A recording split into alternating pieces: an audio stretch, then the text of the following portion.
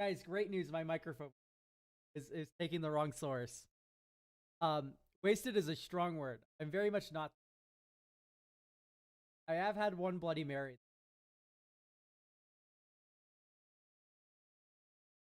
Very quiet. That's not a problem in normal. I hope it's using the right mic. Does this sound better? Ooh, maybe that's too loud. Hello? Okay, great. Glad we troubleshot all that. Louder. Yeah, no. I'm turning it louder than this. I'm eating frozen peas. This shit goes hard. It's cool.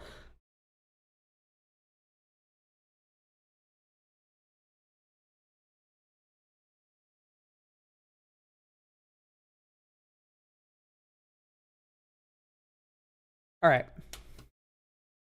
Let's do a little daily action.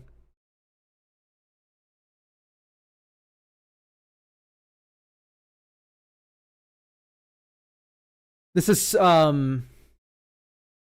Paradise Mantle.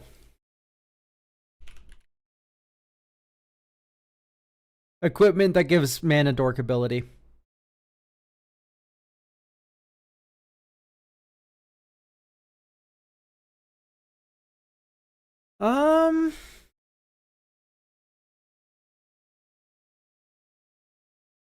Bloody Marys are so yummy for sure.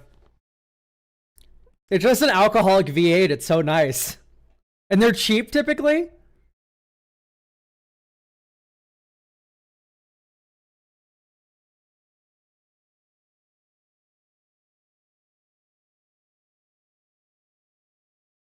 I've never had alcohol. Well, you know, sometimes you're like 12 or whatever, you know.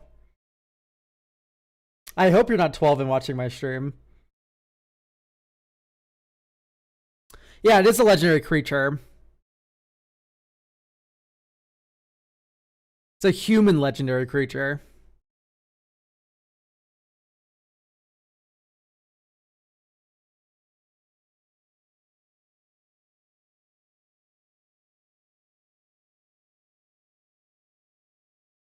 It's okay, I've never drank either. Jared! Jared, you're the heaviest drinker I know. Alcohol sucks. Shit tastes nasty. I mean, no. But, no, you're from Wisconsin, man. Not to dox you. My goodness, boneless velociraptor. Thank you for the tier 1.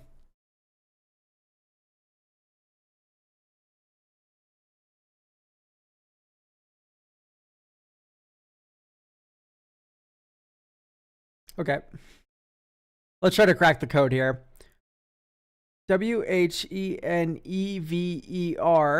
So whenever.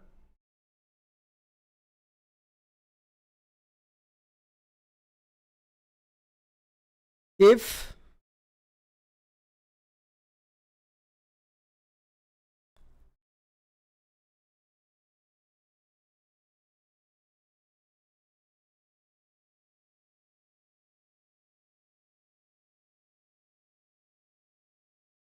Elk, have you done an upgrade of Miss Bumbleflower on stream yet? Maybe. I would need to check.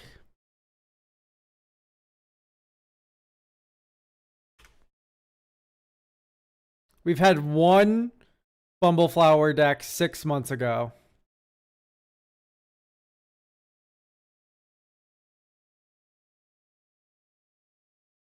No keywords makes it a little hard, but it's not that bad. This gets +1/+1 until end of turn.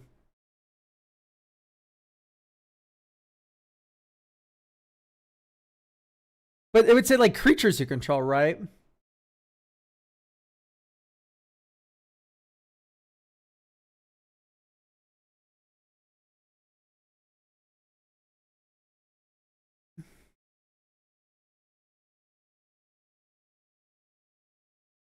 How would you build a Bebop and Rocksteady commander deck? Well, I wouldn't. Yeah, this is +X/+X until end of turn, where X is the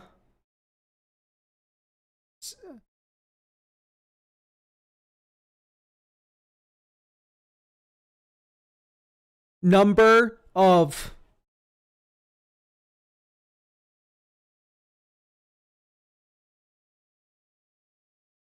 is the number of spells spell no cards in your hand. Oh. Yeah, where X is the number of cards in your hand. Whenever you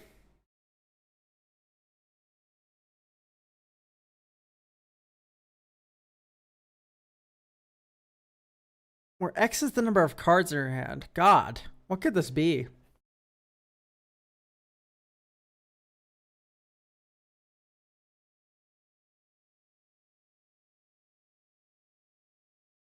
Is it the legendary sorcerer from Strixhaven? Look at the type line. Take a deep breath and think before you chat.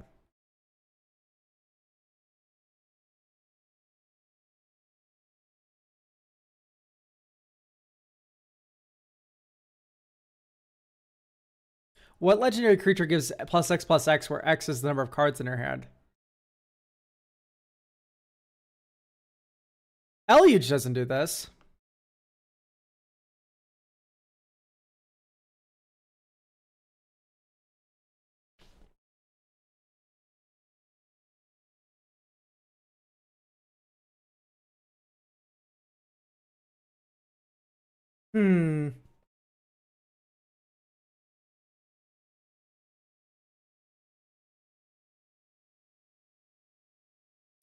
I think of like the Morrows, you know what I mean? But this isn't like a Morrow. You know what I mean?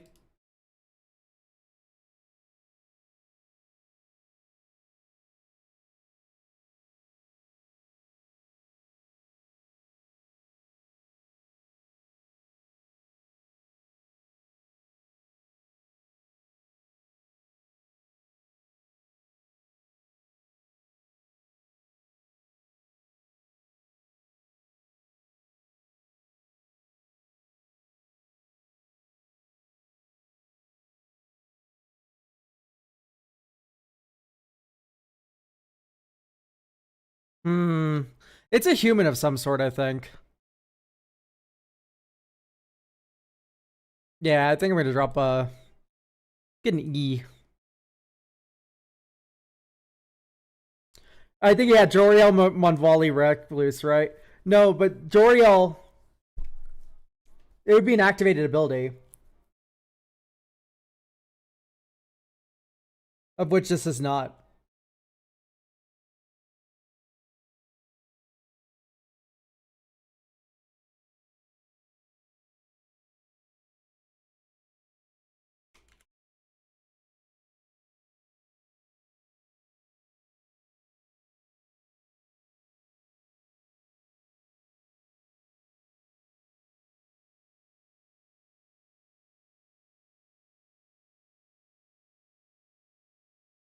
Is this like a Doctor Who card?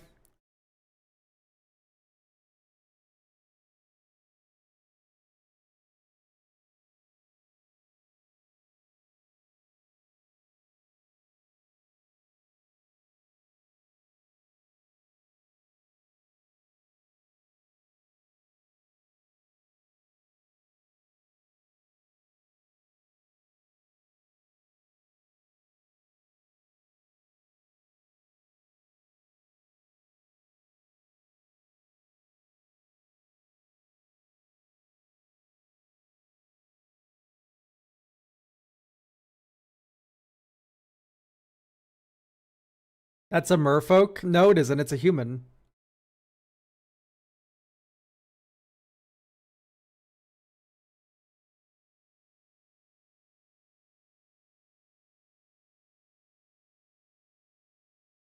CREA. No, because there'd be an A there. This one's tough.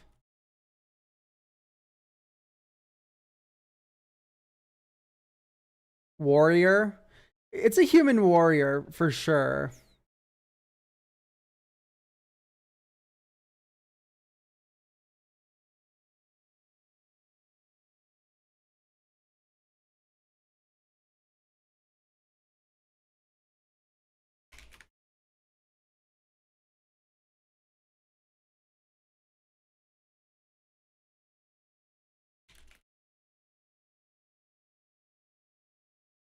What does that first ability say? Dude, I have no idea.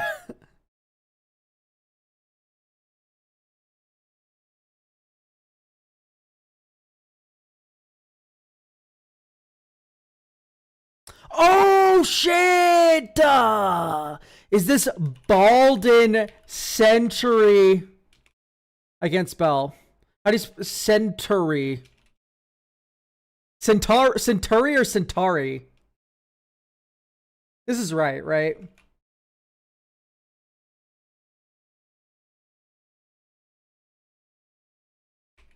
Baldin Centauri Herdmaster.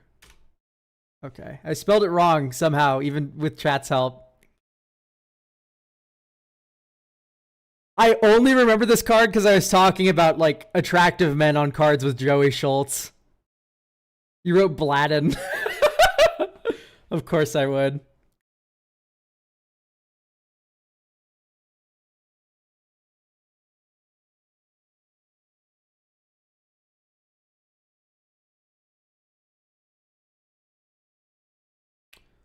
So I think we have a cube review this week.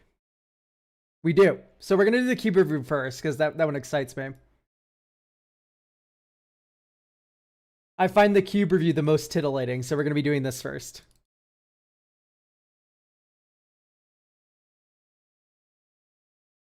Oh, we have a Winston cube. Okay, Winston is a 1v1 drafting format. Who here doesn't know how Winston works? Because I can explain that very quickly. Okay, so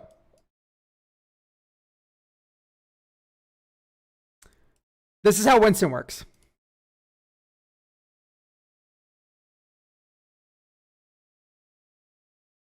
It is a 2-player drafting format. Thank you, Guild Pack 20, for the tier 1 sub.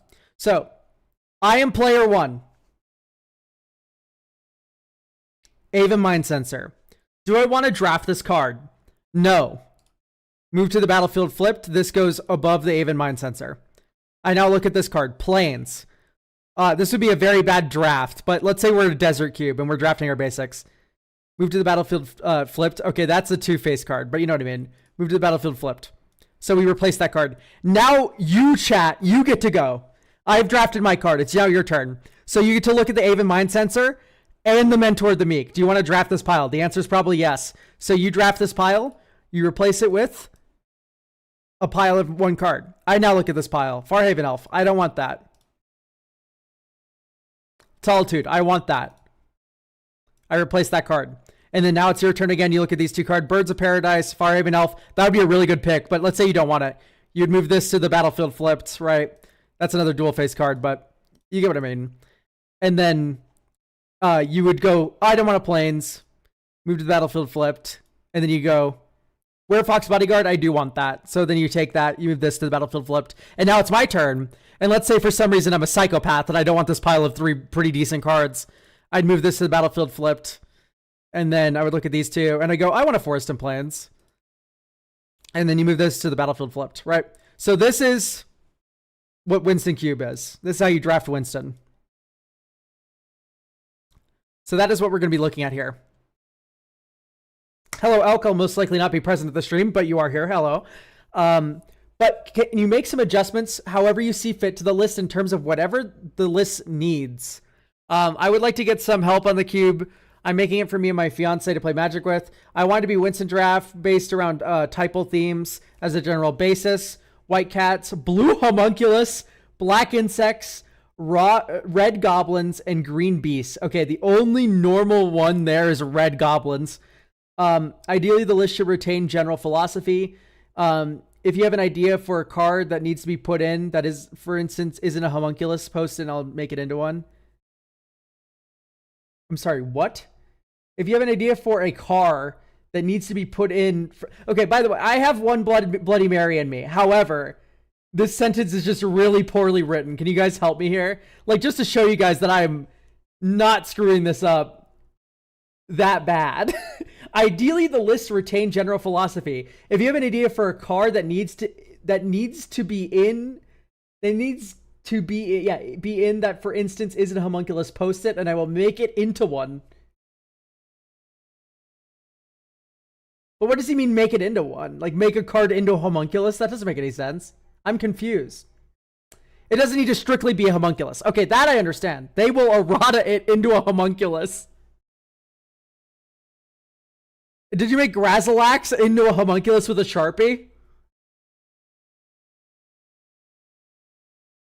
No.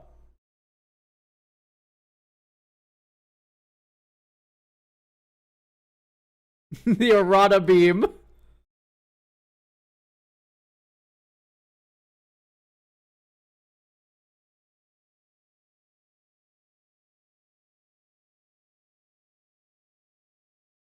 Okay, first things first, let's duplicate the cube. Okay, by the way, I recommend maybe doing grid drafting for this cube, by the way.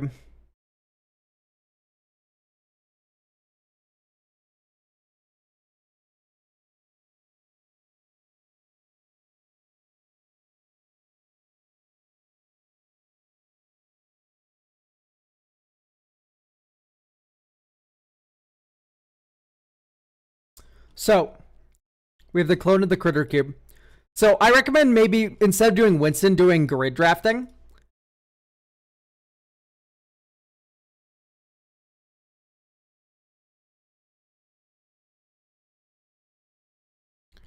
Because, like, what I like about grid drafting more than Winston drafting in this situation is, like, you're able to cut your opponent. Right. So, like, if this is like a row of, let's say, lands or goblins here, and you're a goblin player, and I already have a deck that's built, I can go yoink. And then your turn to draft. You go yoink, right? Or you'd probably take, lands or goblins, you'd probably take these two. But you're able to, like, cut easier, which adds a little bit more strategy to this cube that's mostly like where you're just drafting the same type. Like, your opponent sees you drafting a bunch of goblins or whatever, they're able to make a decision like, oh, there's a Muxus in this pile, I'm going to take the Muxus. Speaking of Muxus, okay, great.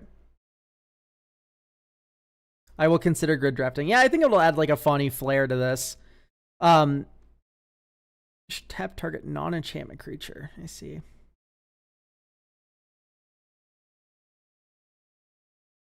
I like the changelings. That's kind of the main thing I want to be adding here is changelings.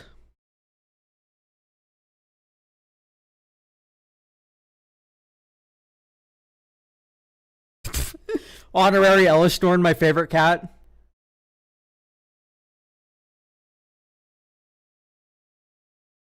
There's at least one changeling in each color.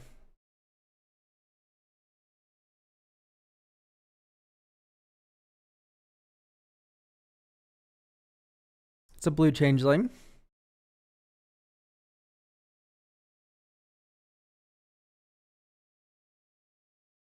At what point do you just make this like a jumpstart cube? You know what I mean? That's my main thing with like typal stuff.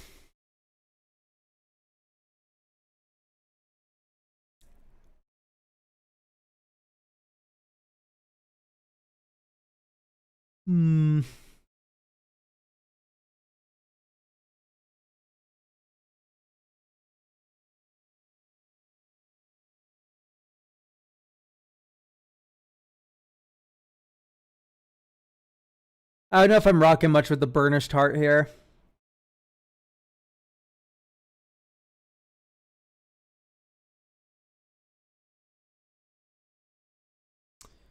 Also, the fixing just feels a little weird. Especially when you just like have access to like such good fixing cards for creature type specific decks. So we have 185 card cube. 10% fixing.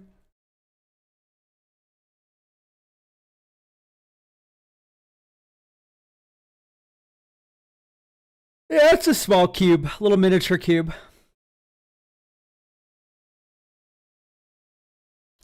Not a big fan of Lifecraft Engine.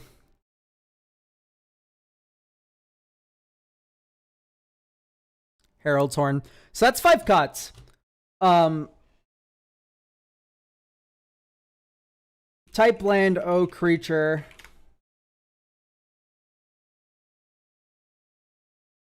So card to add.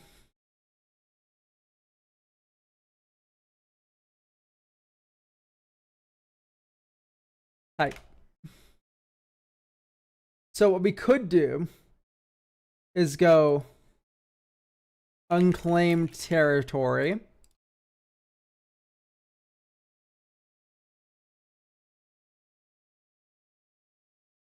Secluded courtyard.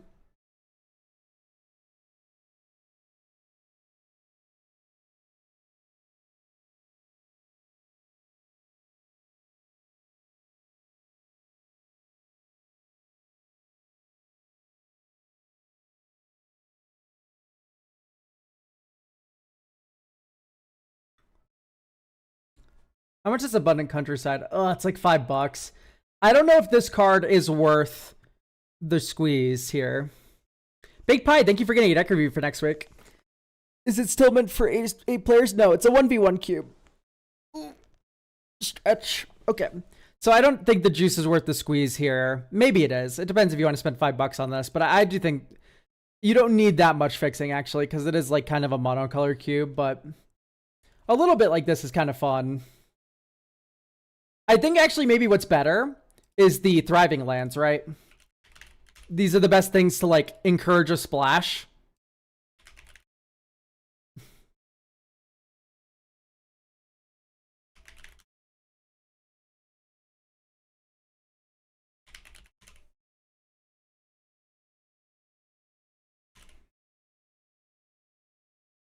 Bluff, Grove, Heath, Isle, Moor.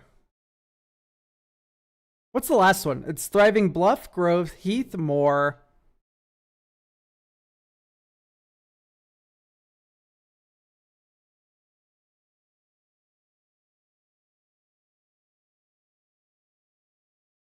I'll find it. Hang on.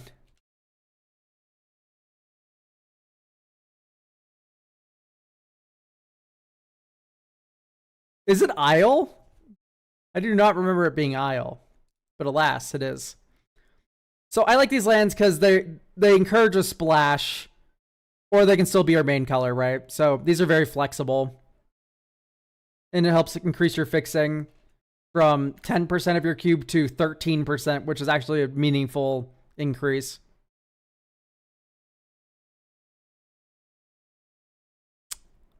All right, well, let's look at beasts.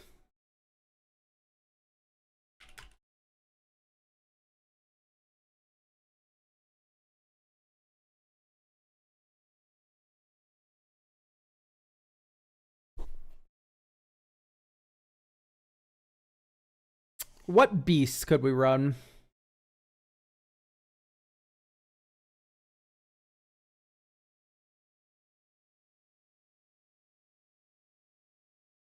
So I'm noticing a little theme here of +1/+1 counters. Where you can have Gnarlid Colony and Bloated Contaminator.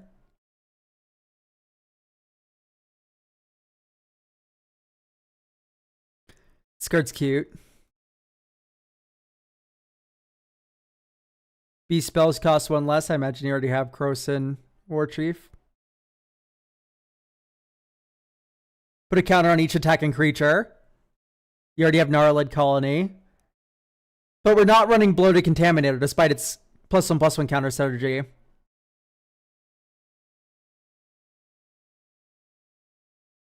So I think adding Bloated Contaminator would be fun.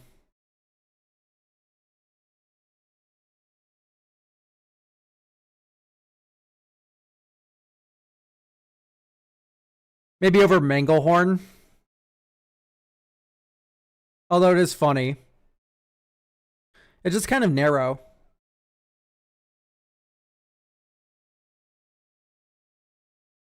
Because this helps push the counter synergy.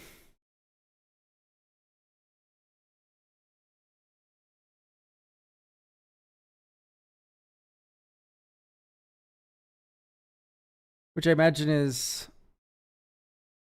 Selesnya's theme. With Trample. What if instead of Quartzwood Crasher, we instead ran what's the name of the one? It's unplayable uncommon Ace Power. Goodness gracious. Thank you for getting some reviews. What's the name of the it's the Gruul one from Dominaria United.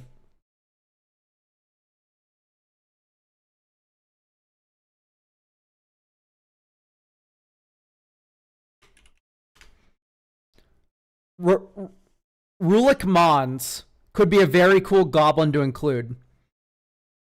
He doesn't do +1/+1 counters. I thought he did.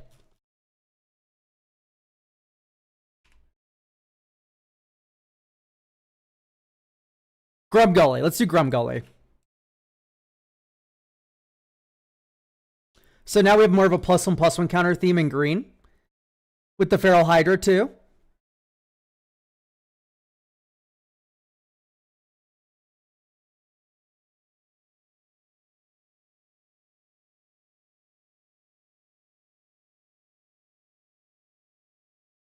Type Beast, type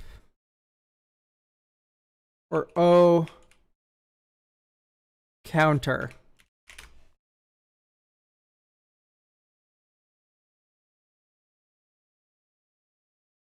A Fungus Beast. I think I like that more than Feral Hydra, the Swarm Shambler.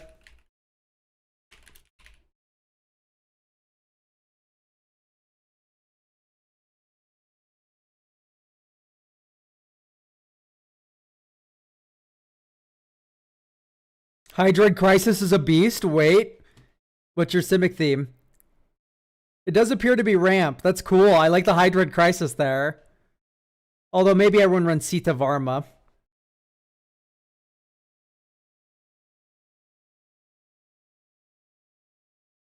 So what if instead of Sita Varma,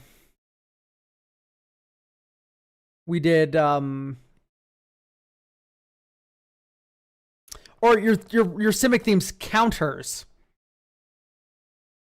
I think I'd rather just see like a Planar Genesis.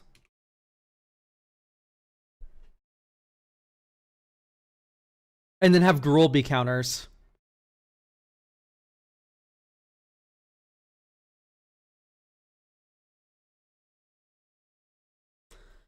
Why does Life Game Blues draw 2? Well, I think you're failing to see here that the themes for each one is the creature type-able. Whereas the dual colors, you can maybe find overlaps in those creature types. So here, goblins and beasts can be overlapping +1/+1 counters, right? Like type O counter, type beast, sort mana value. Finding every beast that mentions counters. I think we already have most of them. So then you just move or Herd Baloth, right? Do we have Herd Baloth already? We don't.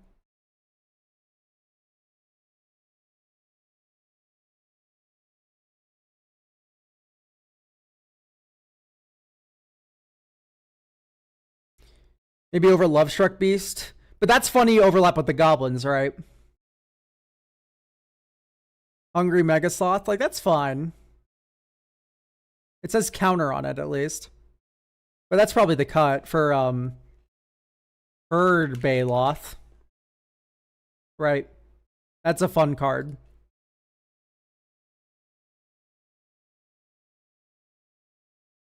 Lovestruck is also my fiance's favorite card. Good taste.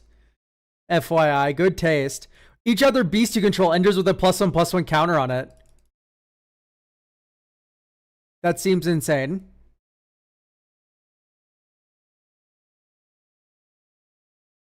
And this is a mono green card. It's going to put in Gruul, but it's mono green, right? Because you can just spend green. And we'll cut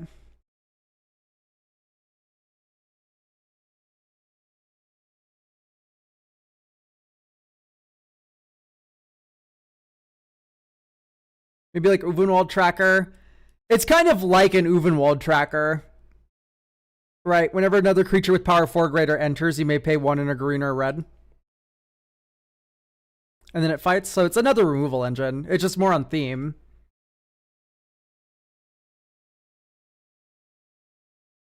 Okay, now we're going to look for counters on goblins.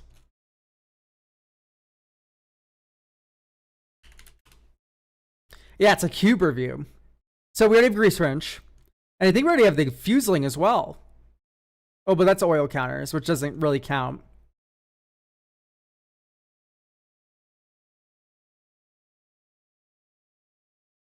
Yeah, Draconautics Engineer. Gains First Strike. That one I'm definitely leave behind. You know, Skin Brand Goblin.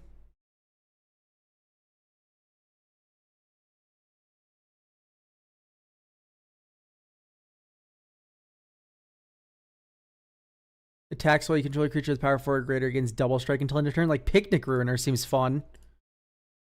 And that overlaps with the power 4 or greater matters with Slinza.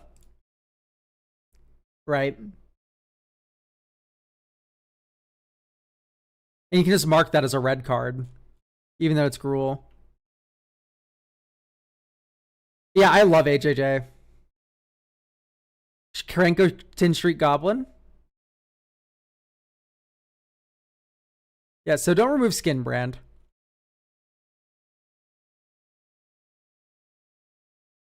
Although maybe do remove Skin Brand for Krenko's or Goblin. Not Rabble Master. What's it called? Goblin Instigator.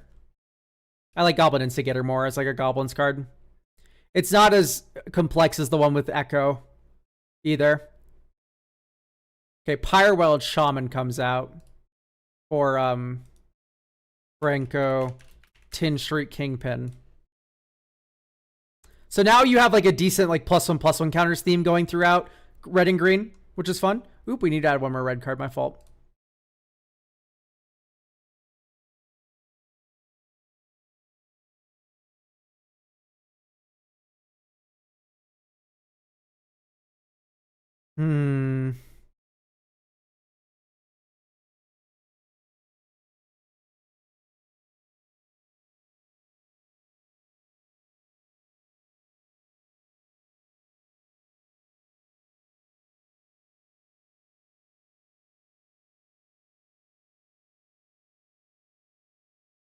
You already have no,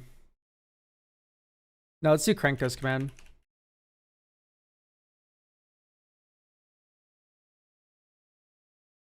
Put 2 goblin tokens on the battlefield. Hooray. Alright, great. So now we have an overlapping theme there. Black and red can be like sacrifice, probably.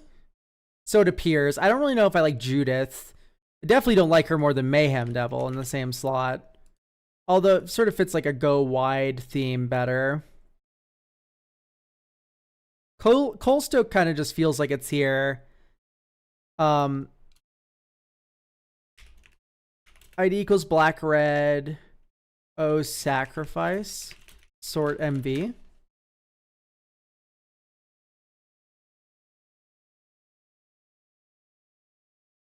Do Jury, Master the Review. That's also +1/+1 counters, which is funny.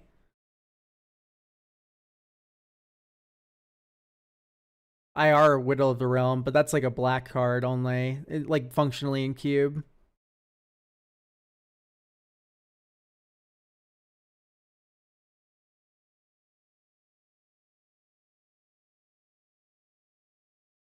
Like Blazing Hellhound is a pretty good go-to.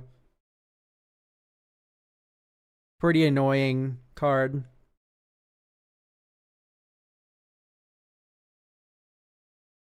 Immersturm Predator probably wouldn't be bad.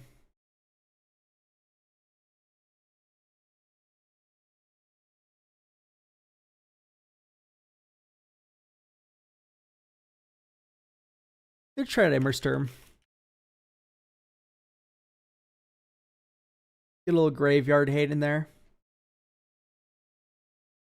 So it's red black sack, which makes sense. Although, actually, I just like the Blazing Hellhound more, even though it can like lead to some bad patterns. It's just like, it's so much mana, so it has to be kind of fair. Makes red a little better.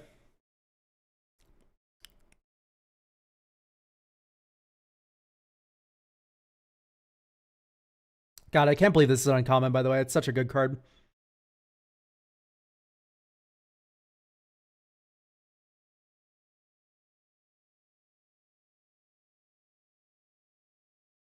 I don't see what... Oh, but it's for draw too.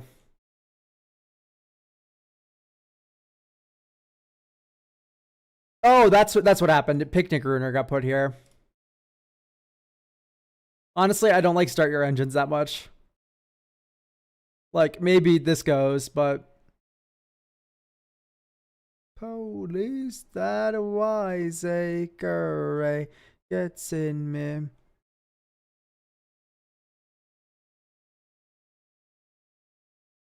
Reg. Fuck miss now. Vincent, thank you for getting a deck review for next week. There's no way we're already sold out, by the way.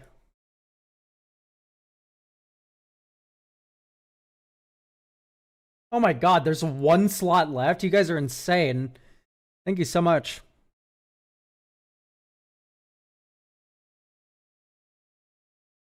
I like the homunculus theme. That's really funny.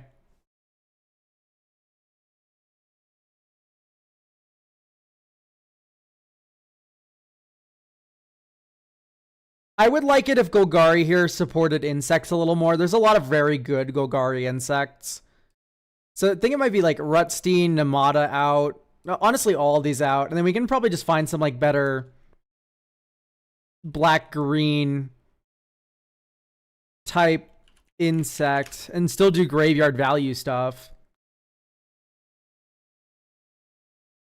Like Atachick.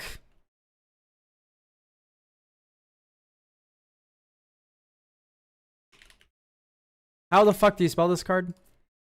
It's double A. Emerald Radiant.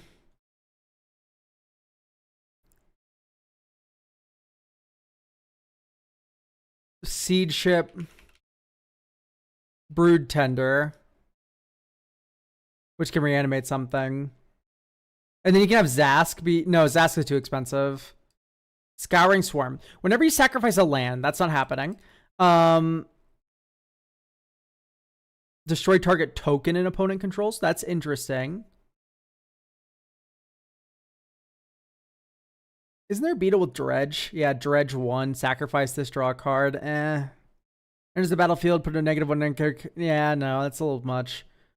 At the beginning of your end step, return all creature cards from your graveyard that were put there from the battlefield this turn. That's not bad. We can probably just find a different Golgari card. Oh, Mill. Because at least Mill will overlap with cockroaches. Or rather, so you have Mill for insects, but what is Mill doing for beasts is my main question. Because that's the other half of this equation.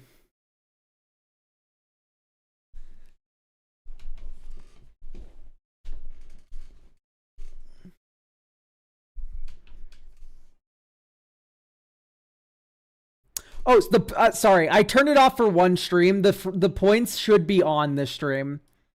I will fix that right now. I had it off one stream because I was like kind of sick or something and I didn't want to do one. But yeah, no, that's meant to be on this stream. So that has been remedied.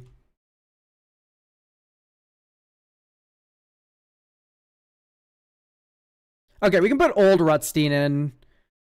Instead of honest Rutstein, old Rutstein makes insect tokens. So now Golgari's insect themed, which is fine because you can still have mono black insects do very well.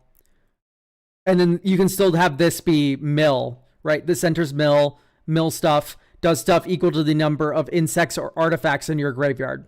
And or creature cards in your graveyard. This doesn't even count insects. So yeah, this is just a fine card on its own. So you can be like a green-black beast deck and still run these cards and they'd be good.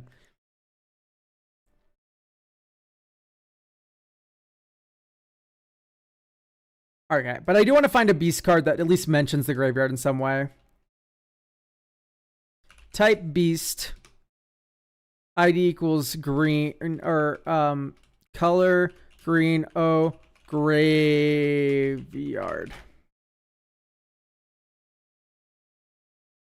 Altanac's funny.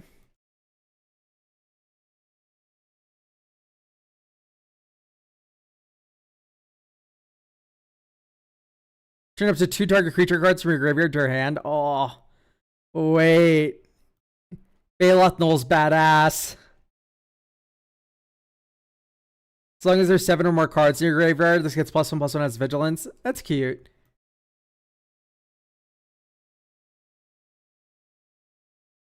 When Gravesifter enters the battlefield, each player chooses a creature type. That sucks.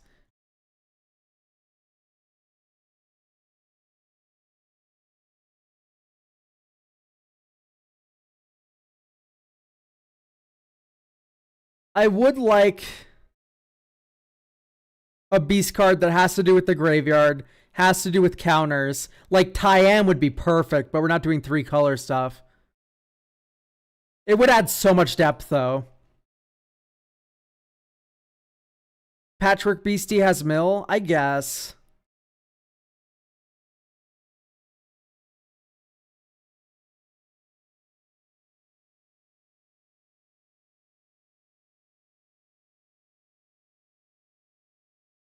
Yeah, so I guess you do Patchwork Beastie.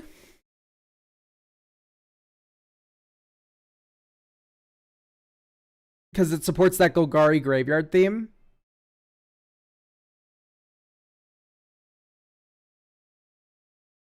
I guess you'd just go, oh, but it's so cool that this has counters on it.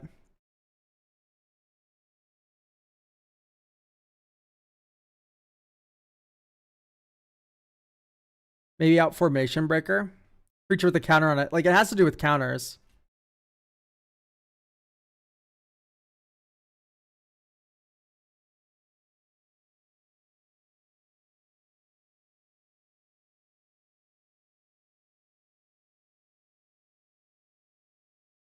I like that this is a beast.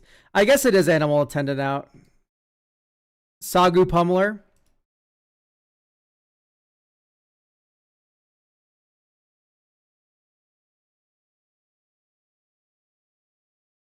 Honestly, not bad. Honestly, not bad. Just like, what would we remove for it?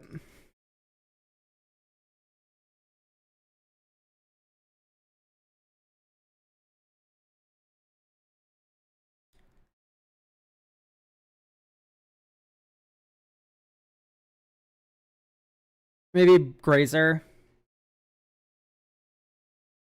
Saga was in the list at one point. Well, now it's back, baby.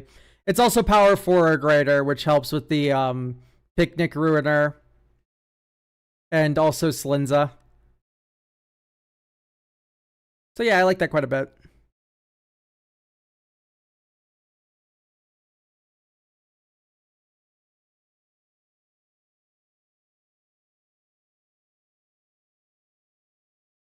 So now if I wonder if we're doing like Selesnya tokens.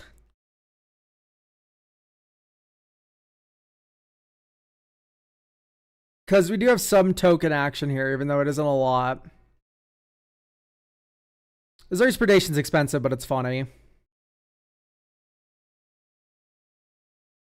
So maybe instead of baseball bat... No, Cutzel makes sense, but Cutzel kind of double dips on the counter theme. Miri makes sense. I like this one. Oh no, we can keep Cutzel. It's a cat. It's a cat. We can do like Queen Annuel of the Rudok. Power and toughness is equal to the number of creatures you control. What number of creatures would enter or be created? You make that many plus a white soldier.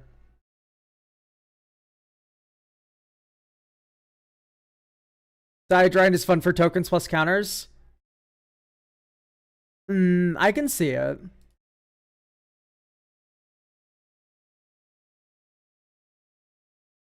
The synthesis amalgam.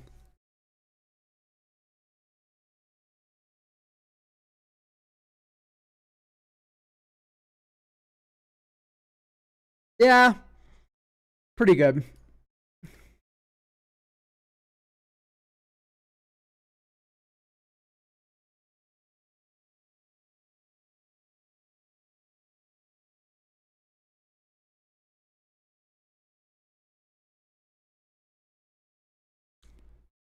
I like the looter theme for Dimir. I don't know if I like Infiltrator as your option, though. It's okay. I love you, soul manipulation. This one's really fun in a creature focus the creature focus cube.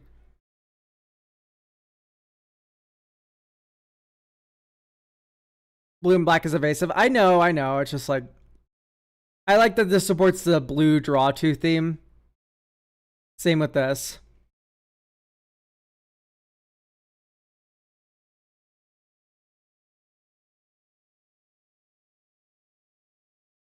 And then Azorius's second card.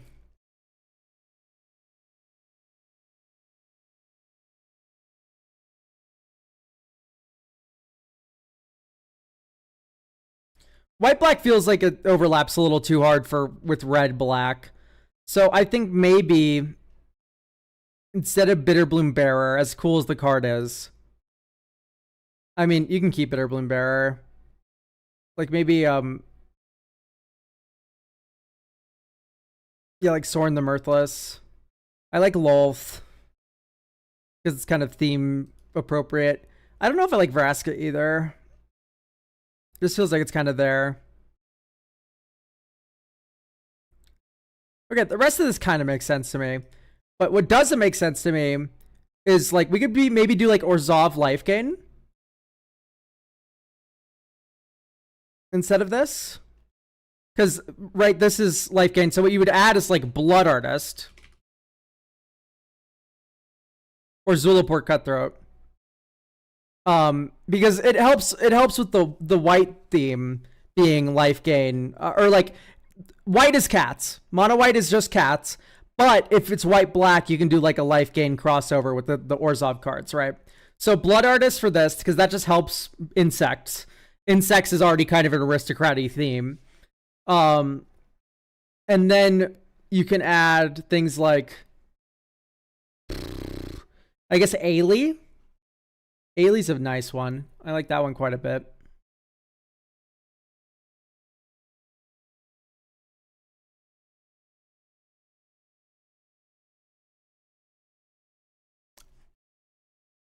ID colon or equals Orzhov. Oh, life. Can do Abigail. I would like a life gain payoff now, or at least two. She's an old money bitch.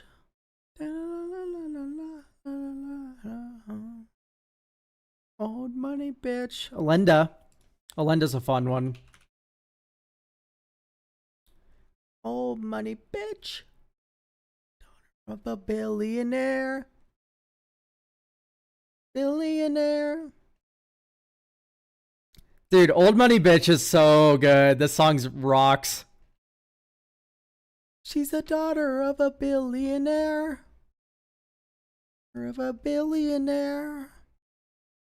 Be on her best behavior when she comes back around. She comes back around. I like Markov Purifier. What I like about Markov Purifier and Alenda is they both fuel themselves, right? They both already have lifelink. And then Ailey here also sacks creatures, you gain life, and then Blood Artist. These are all just good cards, and then if you have a life gain theme, then great, they're even better, right? Actually, let's just cut Ailey, I guess, because that still has to do with sacrificing, which is a little off theme. But now we have a nice little Orzhov life gain theme.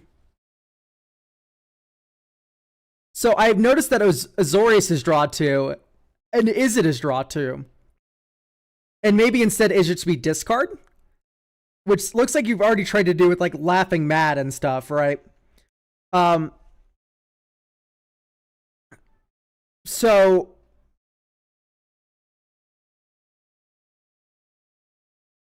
I'm offering maybe we look at not Frostcliff Siege. Oh, what's it called? Glacial Dragon Hunt. So draw a card, then you may discard a card. When you discard a non-land card, this way it does 3 damage to target creature, and then you can harmonize it for 6. So this is either like a really bad Think Twice, or it is a removal spell that discards a card, which then triggers stuff. What other cool, fun is it discard spell is there? Red, blue, discard.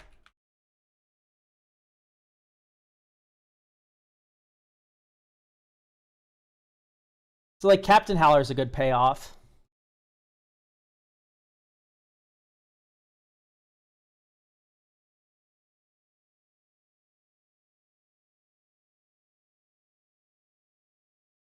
I'm gonna look at my 2-headed giant cube. Because my Izzet theme in there is discard.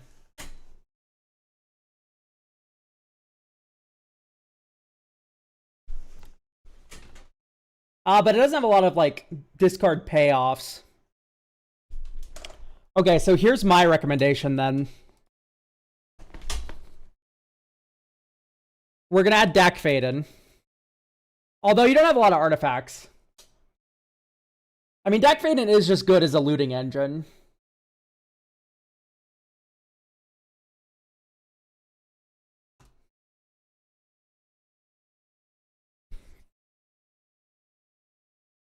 So let's go Glamour Gifter out.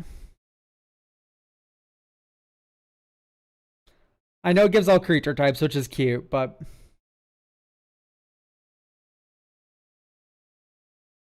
Dream Eater out.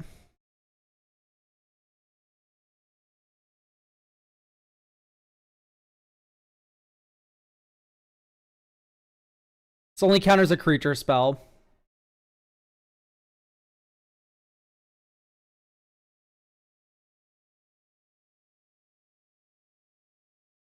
Okay, so... And now we'll go... plus Narset Parter Avails. Cephalid Looter. And maybe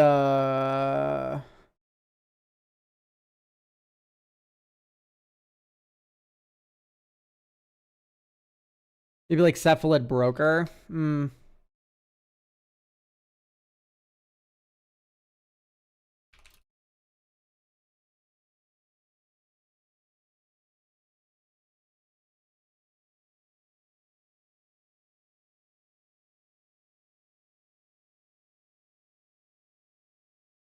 Maybe Compulsive Research.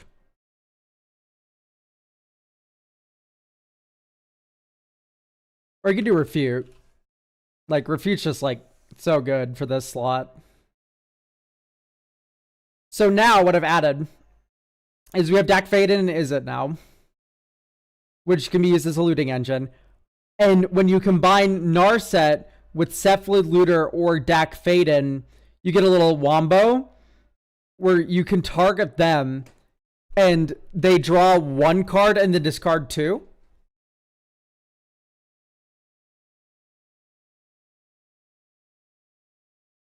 What do you think about the underscore songs music? Tell me, etc. I've not listened to a lot of the new... Oh, no, I have, actually. No, I like Tell Me.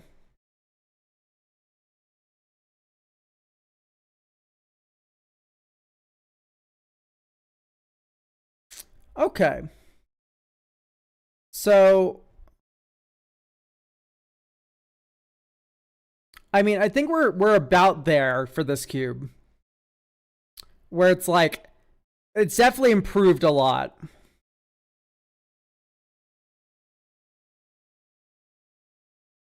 We have a lot more overlap, at least.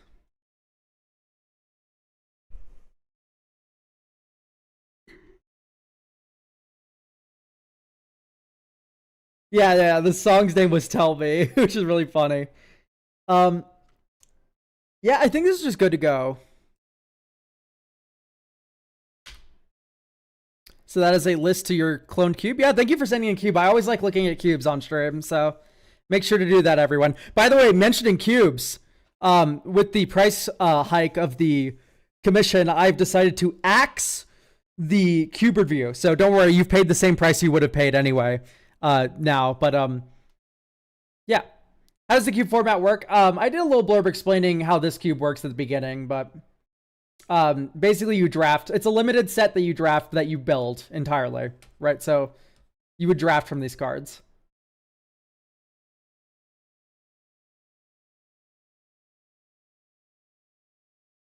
Elk, how do you make a combo deck with one big fat infinite combo more fun?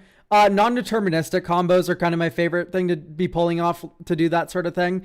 Alternatively, you make like the combo not able to win in one turn. That's what I really liked about Tekkathel when I still had it around, is like you couldn't win in one turn. You had to like play an Astral Cornucopia and charge it up first, and then once it was charged up enough, you could win with it. Is there a free deck review slot this stream, or am I hallucinating? There is a free one. I turned it on anyway.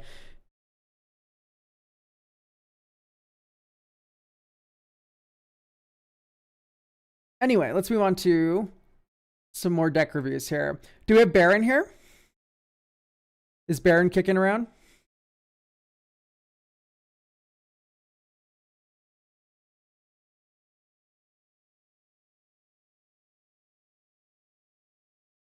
I am Baron. Yes. Hello. Welcome, welcome. We have an Ariv deck again. Hell yes.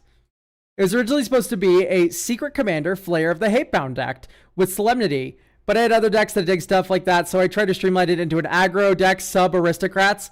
I want to win by making hasty copies of creatures I reanimate or cheat into play. Ah, okay, so different angle, different angle. No Universes Beyond, with an exception to Avatar and Lord of the Rings. I don't want to spend another $20 on this deck unless you...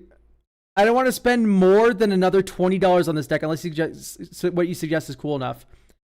It's slow and clunky and seems like the strategy isn't working. Okay. So if, I mean, hang on. First things first, let's duplicate. First things first, what are we doing with like the Chandra in here?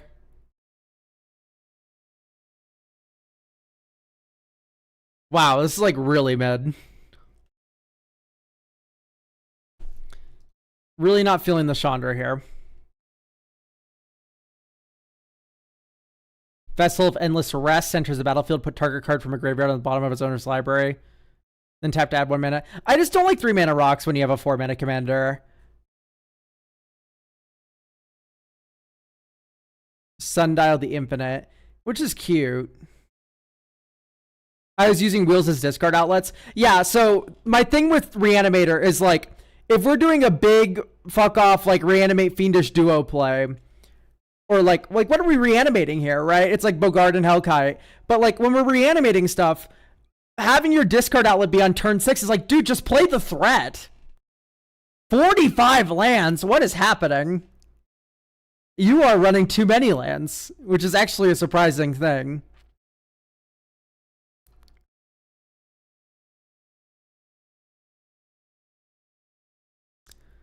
So we can cut it down to 39 and we can get some MDFCs going on.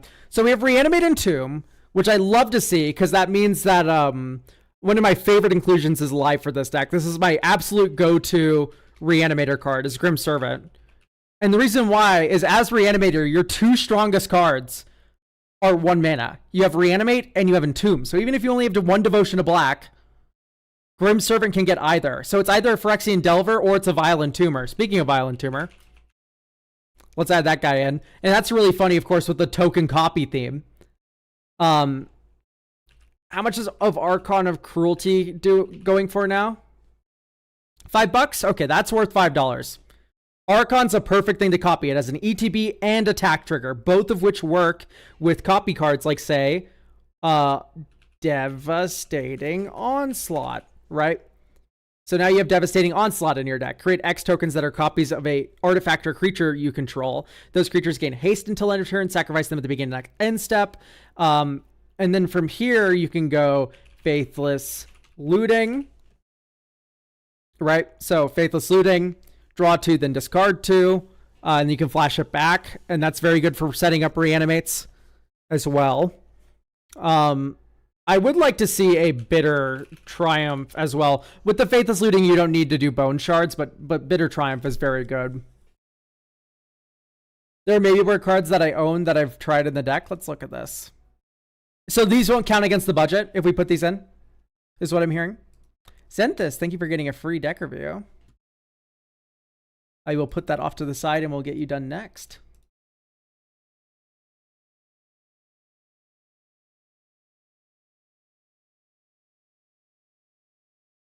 Players can't gain life. Damage can't be prevented. When it enters, it does damage. Like, this is just so good, right?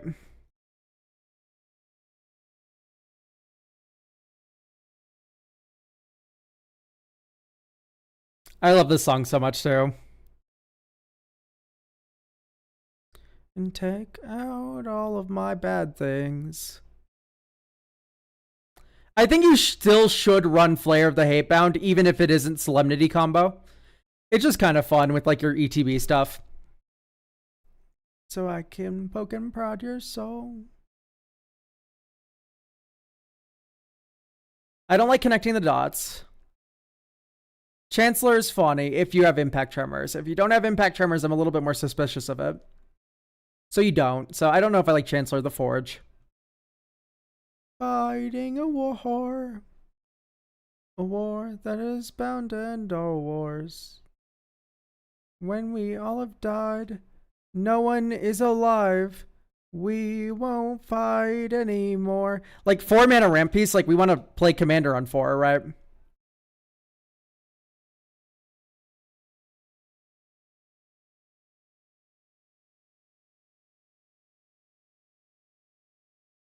Okay.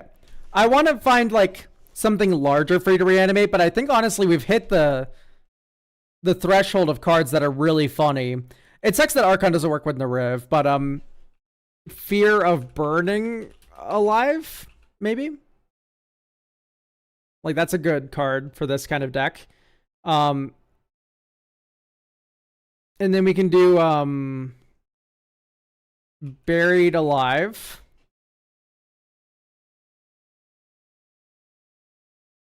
Which makes it 1/1 tapped and attacking. Okay, that's cool. Merciless Eviction out. I do think that these are just too expensive to be like of any worth. Let's add Fury. I know Fury doesn't go face, but it's just a very good card for the deck. It's nice to copy, stuff like that. Hello, I'm waiting here for you. Everlong. I hate Treasure Nabber. That card just sucks so bad. 2. Over the head of your head, she said. Dun, dun, dun, dun, dun, dun, dun, dun, dun. So you get Electro Duplicate in here. This is kind of expensive, but the joke is that you can entomb it with Entomb and then flash it back. So for 5 mana, if you have a dead Entomb in your hand, you can just turn it into a token copy of a creature you control. So round, you wanted it to be. Fonty, thank you for the tier 1. Hi. All right, so. And I wonder. Yeah, I don't like the wheels as discards.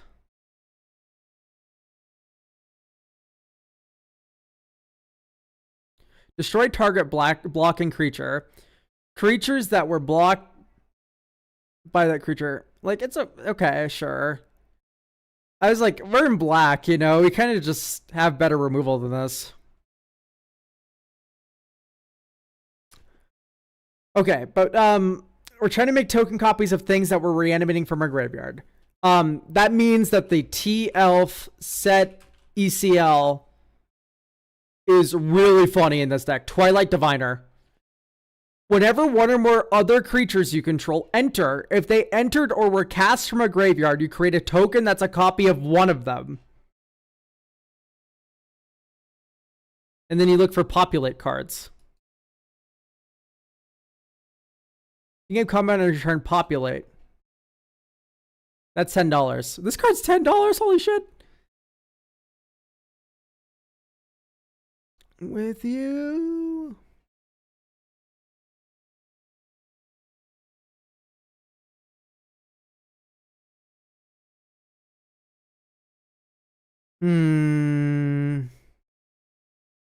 I do like Root Bone Defenses as a protection spell.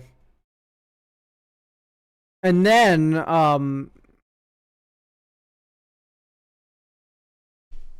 Nesting Dovehawk. There's also Coiling Rebirth. Right? This reanimates and then makes a token immediately. Turn target creature card from your graveyard to the battlefield. If the gift is promise, make a 1/1 token copy.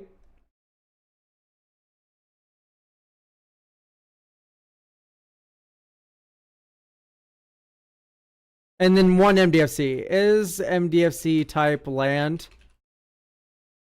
Or you can go for a land cycler.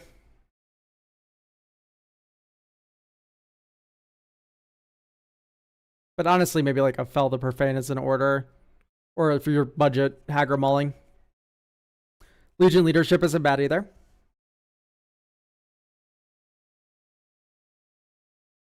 Okay, let's play test this deck. Draw. Swamp. Next turn. Arid Mesa. Pass. Fetch. Surveil land, hopefully. You don't have Surveil lands. That's fine. That's okay.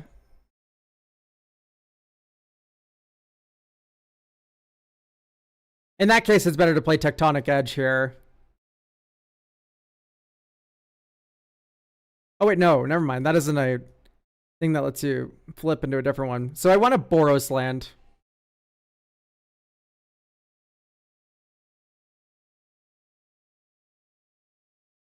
So get Plateau. There we go. So now we go next turn. Oop. Okay, our curve starting at 4 does seem to be an issue. Especially since we don't have the mana to even play Nariv here. Could have played this last turn. Maybe that's just a bad draw.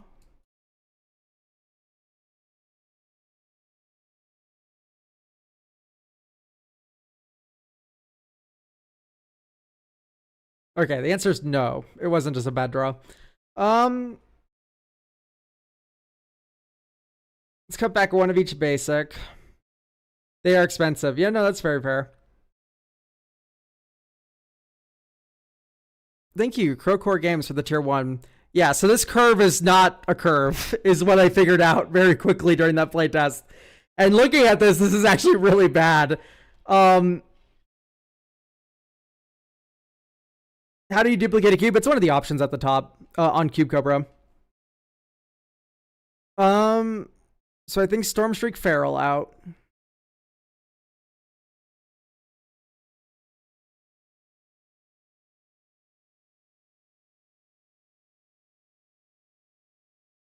Calling me. Enduring Courage is fine. Yeah.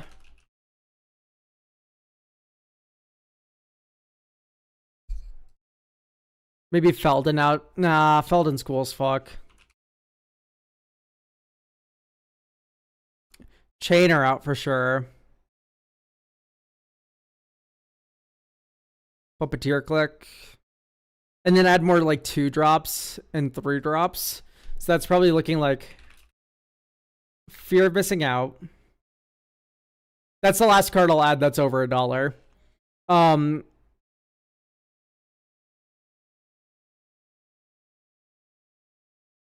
Maybe a Curse Marauder. Maybe you do Bone Shards.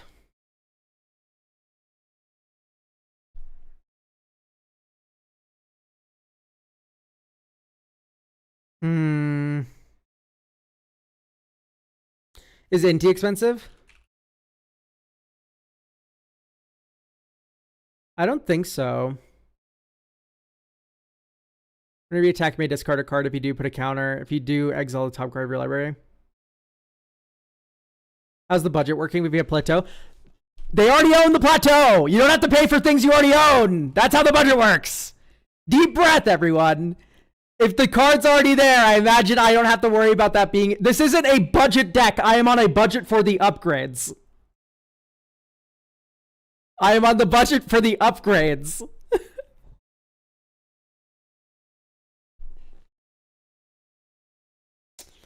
I do like Final Parting.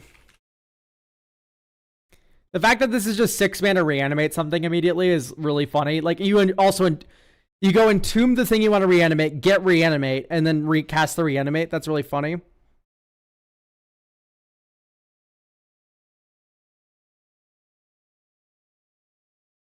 I'm sorry for yelling, chat. It's just sometimes you get a question that's so funny that you need to scream into your microphone.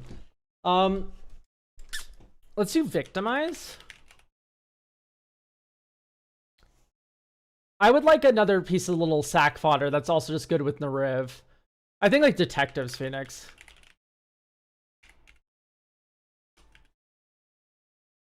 Phoenix.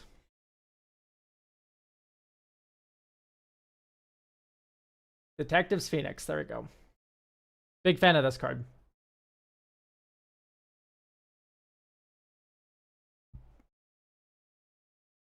Okay, draw.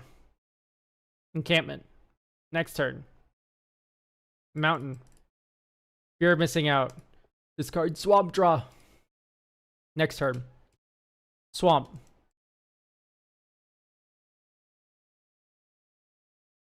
Orzhov Signet. Next turn. 1, 2, 3, 4. Nariv.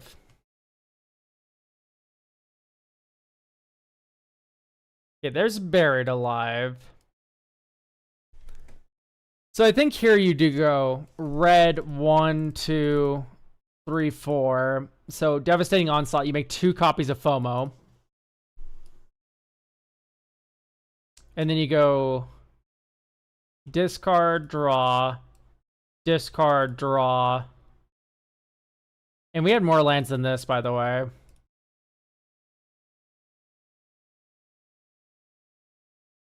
Temple of Malice Scry 1. Entomb on top of our library. Bottom. Okay. I think we need at least 1 copy of Priest of Fell Rites. Priest of Fell Rites turns the Entomb, or not the Entomb, rather. It turns Entomb into a Reanimate, I guess. But it also turns Buried Alive into one as well, because Buried Alive can only get creatures, and being able to unearth and then get Bogard and Help head into play, and then you can start like Devastating Onslaughting there. Like literally, that's like the one piece of glue that this deck needed to stay together, because it turns Buried Alive into a 1-card Entomb thing. By the way, this is like why I love tutors so much. Is I do think Reanimator's like nearly impossible to make fun in Commander without tutors, just because like it's so inconsistent, the strategy already, and the fact that it gets more inconsistency. Would a gut be good here? No. Well, gut is broken in this deck, yes. That's not the Nariv deck this person is asking for. They don't want token aggro. They don't want Rabble Masters. They don't want, you know, like haste and stuff. They want to reanimate Bogard and Hellkite from the graveyard and copy it a bunch. That's the idea. So... yes, Gut's insane in this deck. I'm actually a cut wheel. Gut's insane in this deck. However, that's not the list we're building. Would Arnie Metalbrow be decent? Let's read Arnie. He's okay. Oh, Metalbrow, sorry. Whenever a creature you control attacks or a creature you control enters attacking. Yeah, I like this one a lot, actually. That's really fun. It works really well with the reanimates, and then it also is like an early turn play.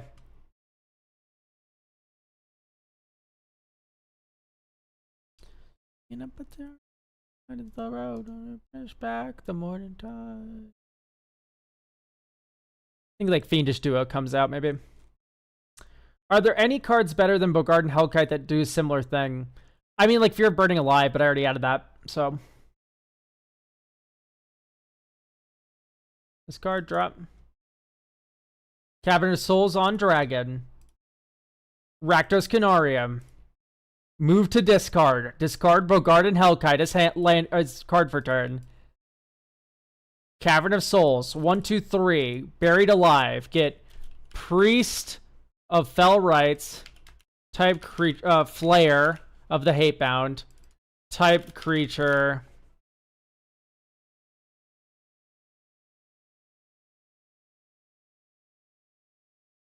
Let's get like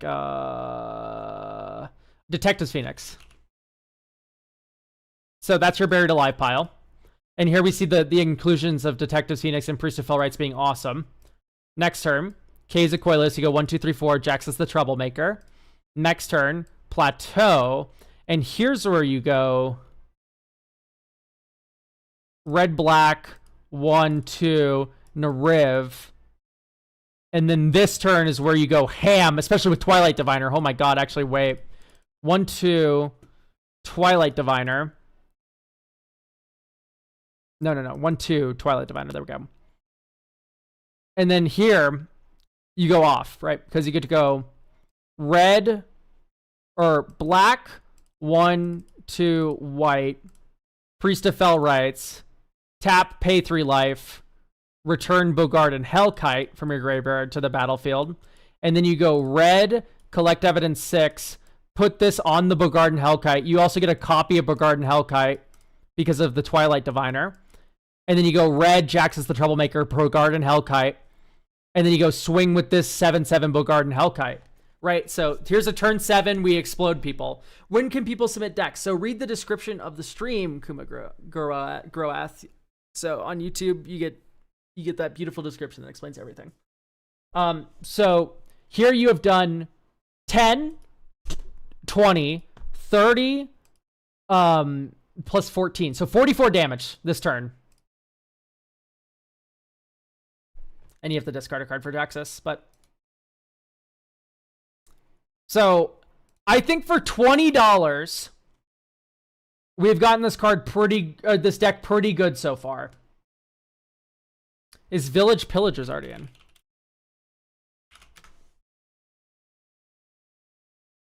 Why is this card good?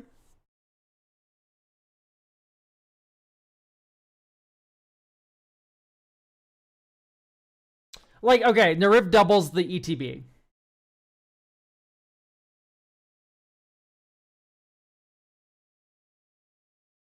Like, it's fine. It just doesn't fit the theme. We're not burning our opponents with that card.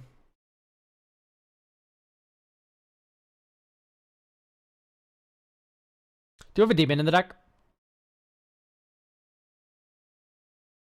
The answer is no. That's probably fine. I was thinking about the one demon tutor that, like, if you have delirium, it's better, but I think this is fine. It hits creatures to shrink them. Yeah, but we don't have to worry about our opponent's creatures when we kill them, which is the goal of the deck. I think the one thing you're missing is, like, Pyrogoyf. Pyrogoyf is so broken when you make token copies of it. And look, what I said was still true. We're still only adding cards under $1 from now on. So, like, Pyrogoyf enters. A Saw in Half is a very good consideration. Not right now, but in the future, Saw in Half is a literally perfect card for what you want here. All right, anyway, we added another card here in the form of Pyrogoyf, so we got to remove a card here. That's how Magic the Gathering works, believe it or not. Say Cavalier Flame out. X damage each opponent. No, that's actually kind of sick. Flame Rush Rider, maybe? I just like Calamity and Duke or Raven Guard more. Is Seance in the deck? No. It would be really funny, though. Maybe over Sun Titan. I mean, our curve is huge anyway. I don't know if we're doing much with Sun Titan. Because Seance is a really funny card. At the beginning of each upkeep, you may exile a creature card from your graveyard. If you do, you create a token that's a copy of that card, except it's a spirit in addition to its other types. Exile at the beginning of next end step. Like, this is funny. It's not good. You only have 27 creatures in the deck. Like, I don't know if it's good. Han Weir Battlements maybe comes in. Oops, when did I cut another land? I didn't notice. Yeah, so Han Weir goes in.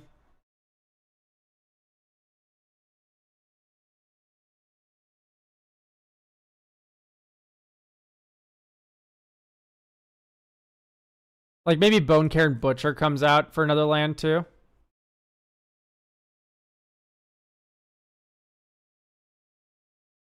It's great with Sundial, though.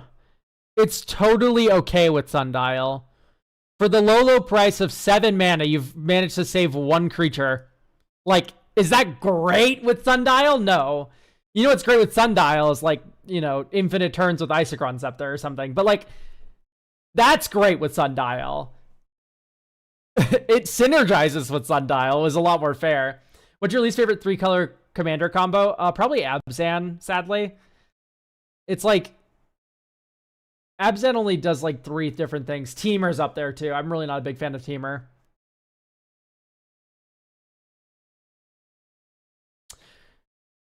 Bro's eating his deep fried mic, LMAO. I'm sorry. Okay, hang on. People told me I was way too quiet to begin with the stream, and now it's like, oh, it's too loud. You're too loud. Like, oh my goodness. I just can't please anyone.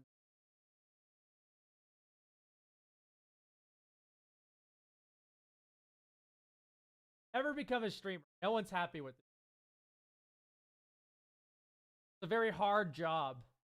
We can't hear you anymore. Okay. We can't hear you anymore. You're peeking at the beginning and now you're quiet. I hate audio. I think audio shouldn't exist. ID equals 2, type is Painland. Battlefield Forge in. Sulfur Springs in. Cut a swamp. Okay, I think it's a good to go. Thank you so much for getting a deck review. Hooray!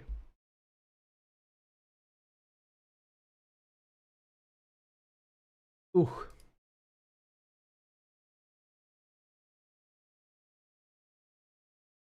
Are you an inevitable defeat believer because I believe it's way too overcosted? I like this spell can't be countered on it. It's a totally fine card that I'm not going to harp on for too long. I think it's kind of boring to go like, oh, inevitable defeat. You should only be playing 3 mana at maximum for single target removal. Like, I don't care. It's fine. It's fine. I'm not here. Like, you know what's overcosted? Like fucking Torrent of Souls. You know what? I don't care. It's a bracket 2 or 3 deck. It's really not. This is not what's making or breaking the deck. You know what was making or breaking the deck? The fact that this didn't have like a Priest of Felrites to get off the like main game plan. Didn't have a final parting. Didn't have enough damage ETB creatures. Didn't have enough token copiers that were good enough, right? Like there's a. Will you give me the list? I linked it in chat. I thought. Why is it only posting in YouTube chat? Yeah, I posted it in chat earlier.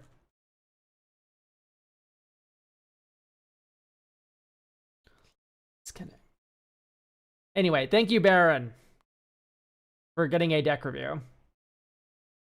Free deck review. All right. I needed the blurb from Zenthus, who redeemed. Blurb from Zenthus, who redeemed a free deck review. It's another Asmo deck. Basic Asmo food artifact combo deck. Either create infinite tokens with Clock, Manufacturer, Nuka-Cola, or force feed Poor Brash Taunter or Barb Servitor. No restriction on budget cards. Printing is free, but keeping it somewhere brackets 3. I'm probably allergic to card draw. Okay. Let's duplicate.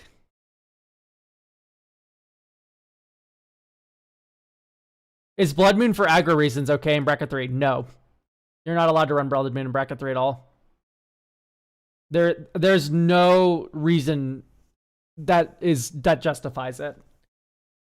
Unless all of your play group is like, it's okay, in which case you're just not using brackets in that situation anyway. Mountain Walk. Yeah, no. You don't get it. You don't get to have Blood Moon. Oh, but it's for my mountain walking. No, like that's not how it works. Blood Moon is considered, yeah, they call it mana denial or whatever. So technically speaking, it's not allowed in bracket 3. I also kind of agree with that statement, by the way. Because, like, if you've ever seen a precon, you know damn well the second you resolve Blood Moon, that player's never doing anything for the rest of the game.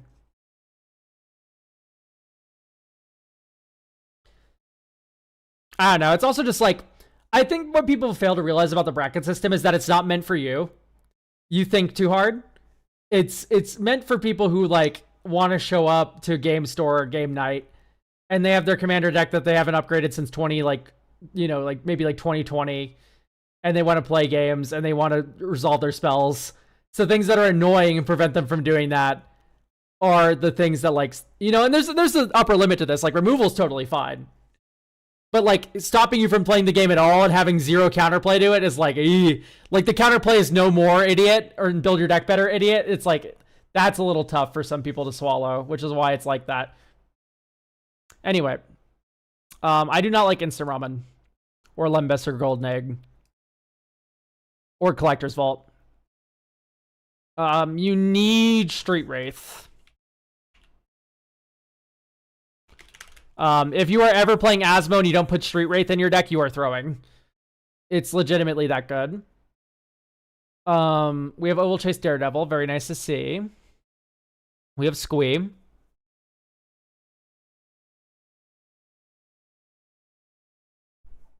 Buldak sounds fire right now. What are you on out? I don't like Instant Ramen in the artifact section of this deck. I don't even like Buldak that much. I prefer Sheen.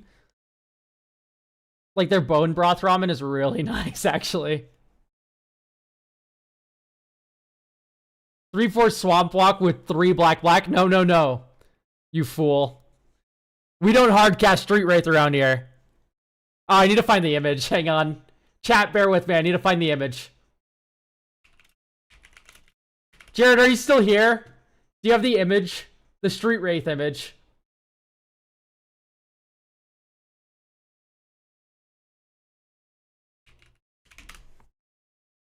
Yeah, please DM it to me, Jared. I need it ASAP.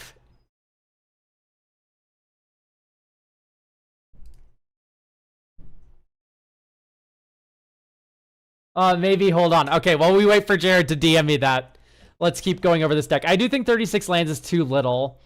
I don't like the cards you're running just because they are food. I think that's a little bit of a punt. The Transmutation Font I love, though. This card's so broken in this deck. Dubious Delicacy, I'm fine with.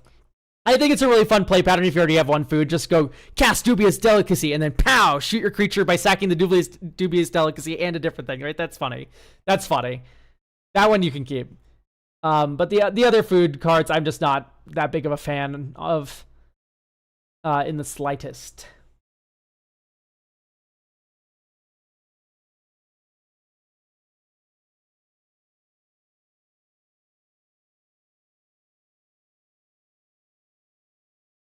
So I do like the Triplicate Titan backup plan. I do think you need a Portal to Phyrexia.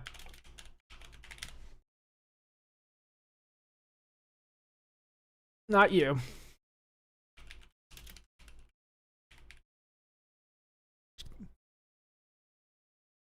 Oop. I misspelled Portal, but not Phyrexia.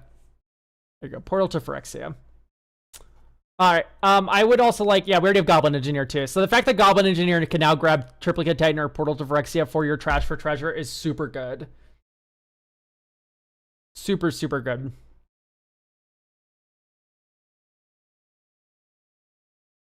Big score, Unexpected Windfall. So let's get some more MDFCs in here. We can get like Bogart, Trawler, Ash Baron. Oh, Ash Barons is already in. Type land, cycling.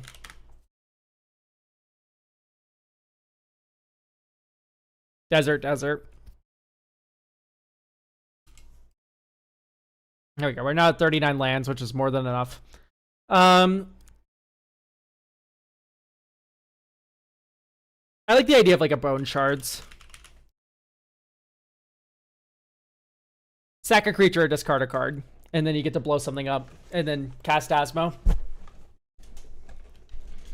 So I do like in this list, at least one of the, what is it called?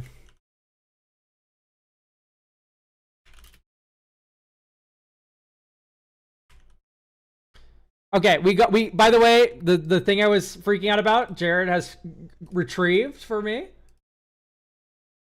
Pulling it up now, chatters. Hello. Right click. Copy link. Here we go. I have Swamp Walk. Please cast me. The myth of consensual rule 104.3c.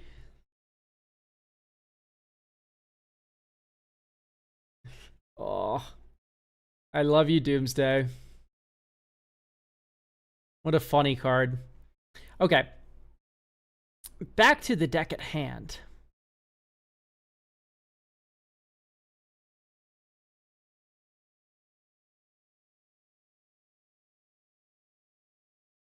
The Confectioner? Yeah, Confectioner is pretty good. Confectioner is a combo where if you have Confectioner, Oval Chase Daredevil, Asmo, and the funny thing, right? Because no, you're already infinite food, or I'm an idiot. Tap, discard, food, sack to food, blow up your rat. You get 2 rats back. You've untucked the cook, so it's not infinite. I'm a fool. These would need to be artifact creatures, and they would be infinite. That's what I'm missing up.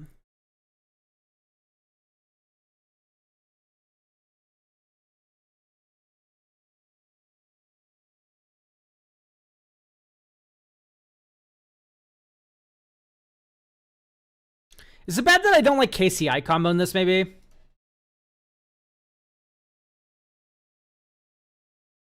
Like, am I crazy for that?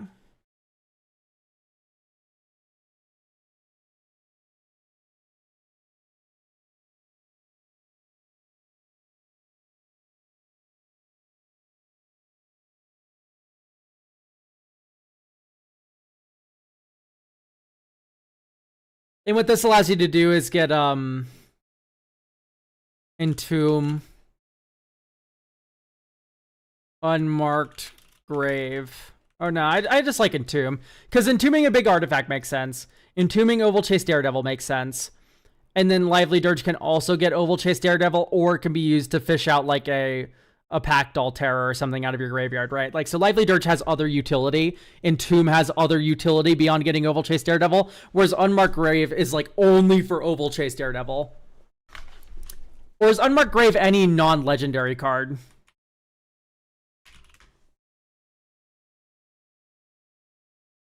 You marked Grave.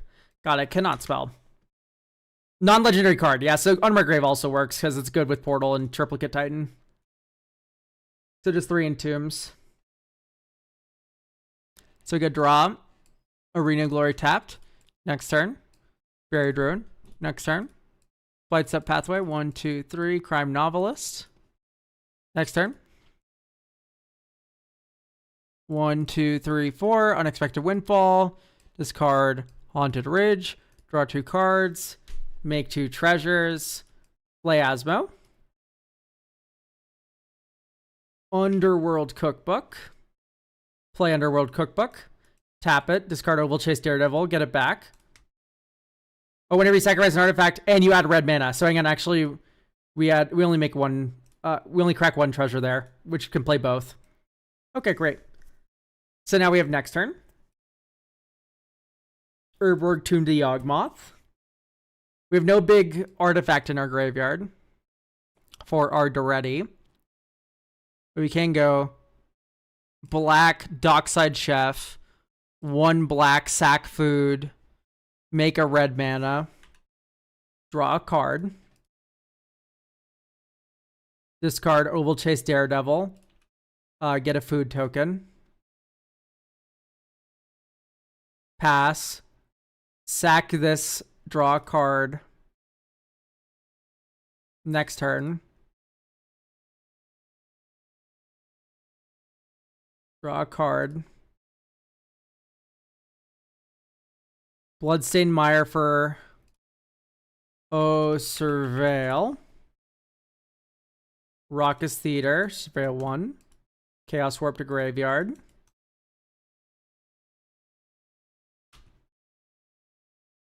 Sack the food. Maybe draw 2 cards next turn. You could do like Cinder Haze Witch combo with Hazel's Brewmaster. Foods you control have active. Yeah, so like. Is it not Cinder Haze a Witch? It's a Wretch. Tap, target player discards a card, activate only during your turn, and then you can put a -1/-1 counter on it to untap this creature. Goblin Engineer? You're right, we should add Goblin Engineer to this deck. What was I thinking? Foolish me. Hazel for Goblin Welder's fun. Yeah, that's true. But this discards your opponent's entire hands.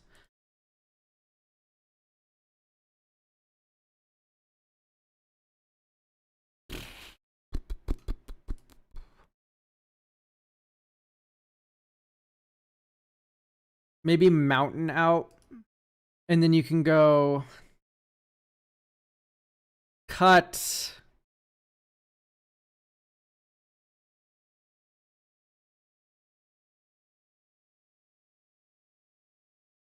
Nah, I like Imscure a lot in this deck. Maybe it's Daretti. Like this Daretti feels slow. This Daretti feels good. And then you go also Onico Anvil's a little slow too. And you can go up Final Parting. And maybe like Blasphemous Act. What I like about Blasphemous Act is... Oh, sorry, Blasphemous Act already. Do we have Chain Reaction? No, we don't. Chain Reaction then. So what I like about Chain Reaction... Sorry, I didn't recognize the Teenage Mutant Ninja Turtles art. What I like about Chain Reaction is it's a lot like Blasphemous Act, where it's a board wipe that also works with your Brash Taunter and your Barb Servitor. Is Tempestra Dame of Games.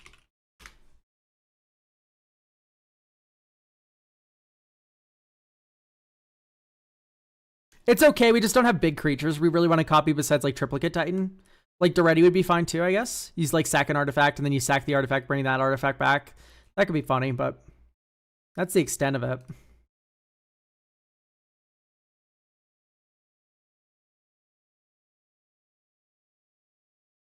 One, two, Reckless Fire Weaver, 1/2, Rakdos Signet. And then here you go, Cycle Street Wraith, red, Asmo, Underworld Cookbook, play Underworld Cookbook, black 1, Unmarked Grave for Oval Chase Daredevil. And then now you have the Dink, add token, food. Next turn. Drossford Bridge. 1, 2, 3. Nuka-Cola Vending Machine. And then you go tap, make a food, sack 2 food, get 2 treasure.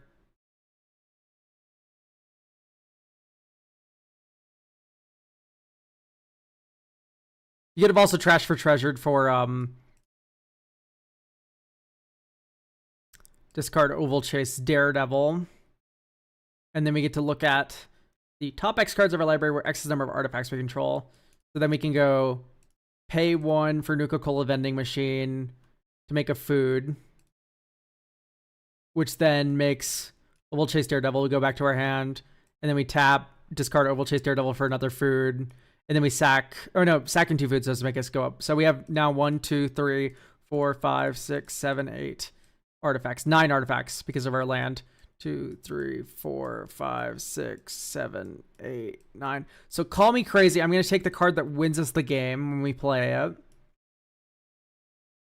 And then we go treasure, 1, 2, 3, 4. Clock of Omens. Tap these untapped artifacts to untap Underworld Cookbook. Tap Underworld Cookbook. Add token food. And then we can tap Clock of Omens food to then untap Underworld Cookbook, which makes us another food. And we can tap 2 food, or tap this, untap Underworld Cookbook, make another food. And then we can sack 5 or 4 food on an opponent's turn to get 4 treasure. Because these enter tap, so we can't use them for Clock of Omen stuff. But next turn, 1, 2, 3. 1, 2, 3, 4, 5, 6, 7, 8, 9, 10, 11.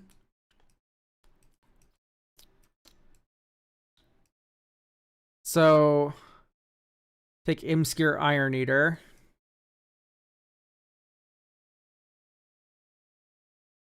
And you go black, red, Imskir Iron Eater, 1, 2, 3, 4, 5. And then here you go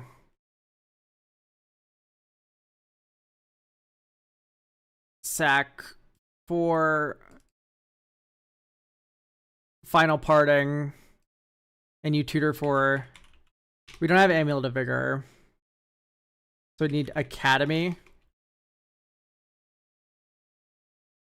Is it in our graveyard? What happened to our Academy manufacturer? Is it in our hand? It's not in our hand. Huh?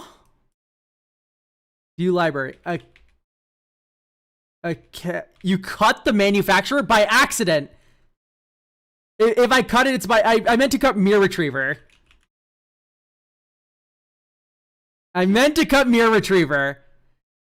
Chat did not yell at me nearly enough for accidentally cutting that card. Of course I didn't mean to cut the Academy manufacturer. That was really funny. Okay, great. I do think this is about as good as we're gonna get. I would like to more compare, because I do have like an Asmo deck kicking around.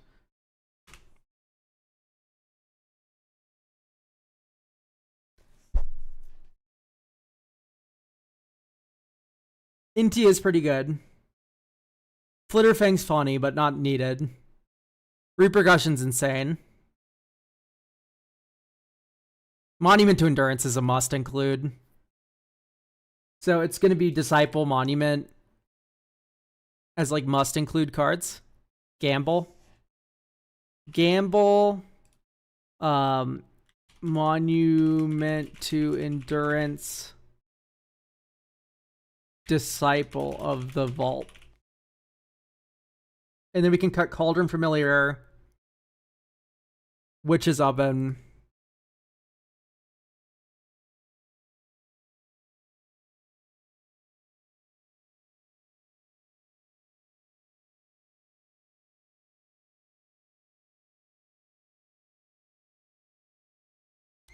Nine Lives Cat Thoughts Elk? What?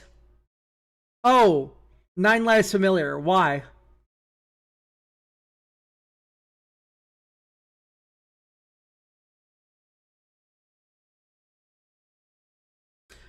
Alright, tell you what, maybe the Cinderhaze Wretch is just like kind of too straightforward for this deck.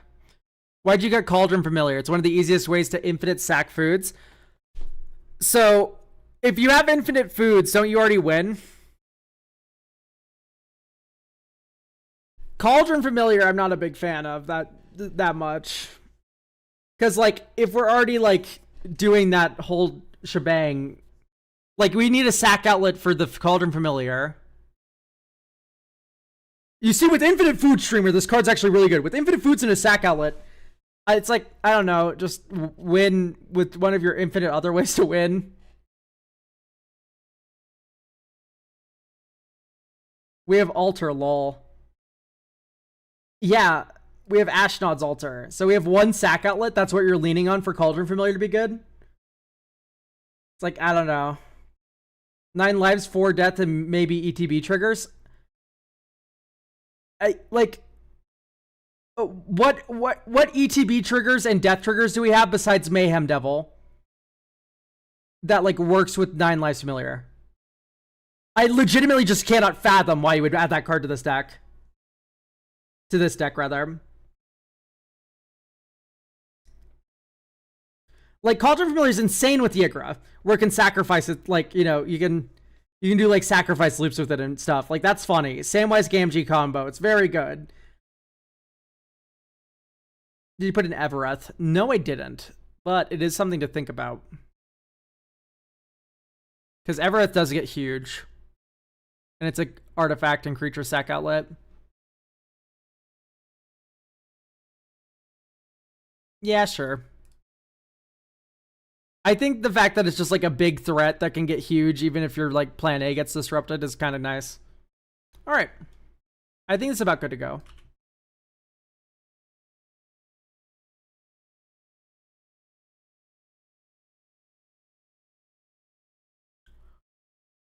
Ooh.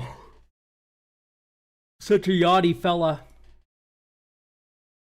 No problem. Thank you for watching long enough, Zenthus, for getting a free deck review. All right. Next up is Todd, who says doesn't mind if we do it without him. But maybe he's here. Who knows? Started Magic last year to play with Sun. Aww. Learned deck building. Love Carador's playstyle. Game plan is to mill until you can get Hermit Druid on the field and then dump the library into the graveyard. Wins to Gerard, Sir Conrad, or Big Creature Evasion. Don't want to waste don't want to add $1,000 cards, but $100 cards and change cards are okay. Game changer cards are okay. Been playtesting with success, though it is high risk, high reward. Okay. So let's sort by mana value. Oh, this is like the evil deck that I love. This is the evil flavor of deck that I'm just in love with. The fact that it's all creatures and... Oh yeah, it's Umori. That's so cool. Okay. I think yeah, we already have a Bogart Trawler kicking around. God, Living Death would be so good in this deck, however.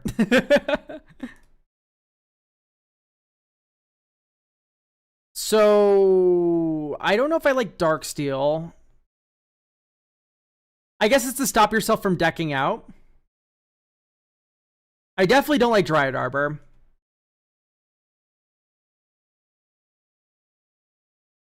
Dryad Arbor is just so high risk. It's impossible. Okay, so the plan is to mill your entire library and then Darksteel reshuffles.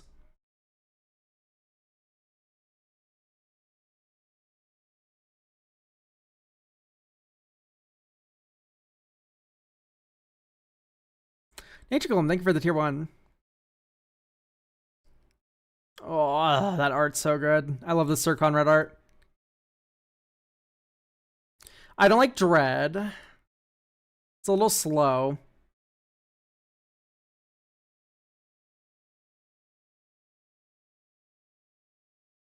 How long is the deck review queue? So there isn't a queue. There is...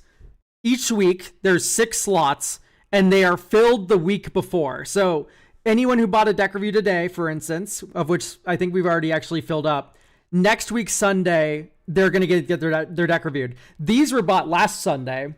These deck reviews we're doing today. But there's also 1 slot for a free deck review every stream, almost every stream, asterisk, if I feel up to it. That is 45,000 channel points, which is like about 6 to 8 months of watching, which sounds like a lot, but some people have already claimed multiple free deck reviews, so keep that in mind. So those are your options. Pick your path, I suppose. I'm not a big fan of Crystal Barricade either. Like, I'd rather this be a Selfless Spirit, right?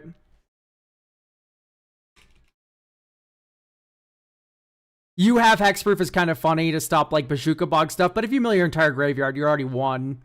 And it's not hard for you to refill that graveyard that you've already milled over. Or even if it does get exiled. Yeah, so raids at the end of streams gives channel points, like Jared mentions. Also, joining the Discord. Just type Elk into Discord. We have the Vanity URL. if joining the Elk Discord, getting the live stream tag will ping you whenever I go live, and that's when the slots also refresh. Crashing Drawbridge, I'm going to I'm gonna cut this. I just don't like Crashing Drawbridge that much as a haste enabler. I don't believe this deck's gonna need it that badly. It's like going to be exactly for the Hermit Druid. And it's just like, you can have high roll games, sure, but I'd rather just keep it consistent. And that card's consistently pretty poor. I like Green Slime. That's so funny.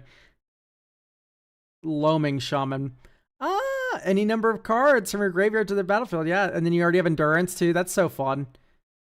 Counter target activate ability from an artifact source and destroy that artifact if it's in play. Yeah, okay, I can see it. It's just, maybe like Manglehorn is better in that slot. I do prefer a good Manglehorn. Enters, destroy an artifact. Like, EDH is so much about treasures nowadays and stuff like that. You just saw the last deck where this would like absolutely ruin its life. Even then, like, Collector Oof might be better too. Like, yeah, I'm gonna put Collector Oof in. Right. Just like, no using your artifacts. And then you just don't have any artifacts in your deck, so win. The primer might be worth taking a peek at. Did it have a primer? Aha, it did. So I figure you're just milling over, and then you're with the funny thing. Yeah, and you're killing with Sir Conrad. That makes sense.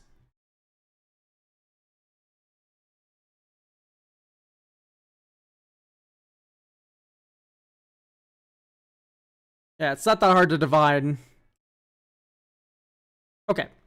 So if we have Gerard, in my opinion, in my humble opinion, you need Lord of Extinction. It's just funny. One of my favorite things to do as well is oh, we can't do Analyze the Pollen. I'm so sad. Mori Companion, why? I was gonna say you can Analyze the Pollen Cosmogoyf. So Analyze the Pollen is 1 green mana, sorcery, land cycle, basically. You can get a basic land with it. Or if you collect evidence 8, you can get a creature or land card with it. Any creature or land. And what you do is you over collect evidence. So you exile your whole graveyard to it. Because you can go above 8. So what you do is you just get exile like your 60 card library, get Cosmogoyf with 60 power. Yeah. I would like you to be on the stupid land from Edge of Eternities, though. Sussu Secundi. So if we're big idiots, the deck, Sussu Secundi is super broken because you have here a land that lets you station it with so you play this as a tap land.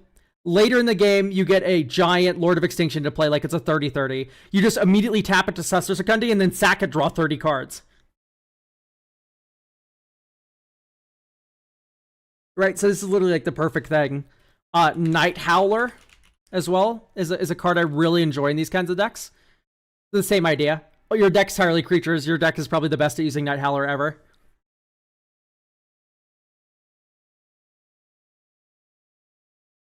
And you can maybe go like, if you wanted to, White of the Reliquary. Oh, you already have White. Great. Ignore me. We already have White of the Reliquary. What about the crop rotation idiot? We don't have the crop rotation idiot, so that's what I'll add instead is Elvish Reclaimer. 2 tap, sack a land, search your library for any land card, put on the battlefield, tapped, and then shuffle. So you can do that with Sussu Secundi, you can do that with Bojuka Bog, Blast Zone, right? You have a lot of options there.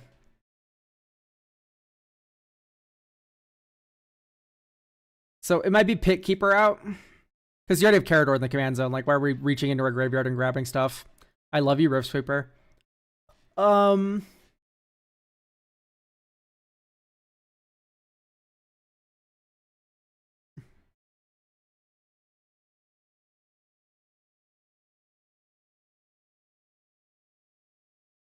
Equal number of creature cards in your graveyard. It's okay. We already have Urborg. That's pretty good.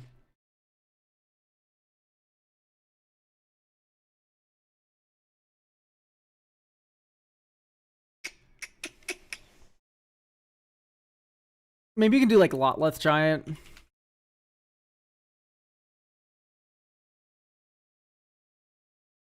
This card's broken.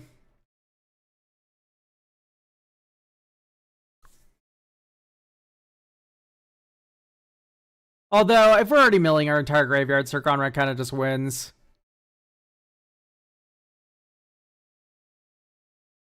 Is there a creature card that can instantly reanimate 2 creatures upon entering the battlefield?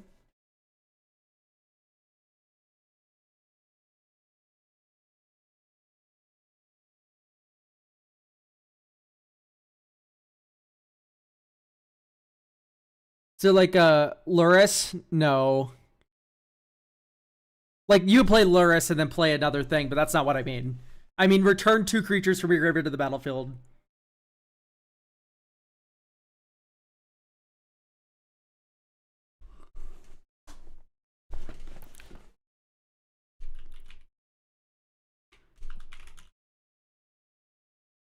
Okay.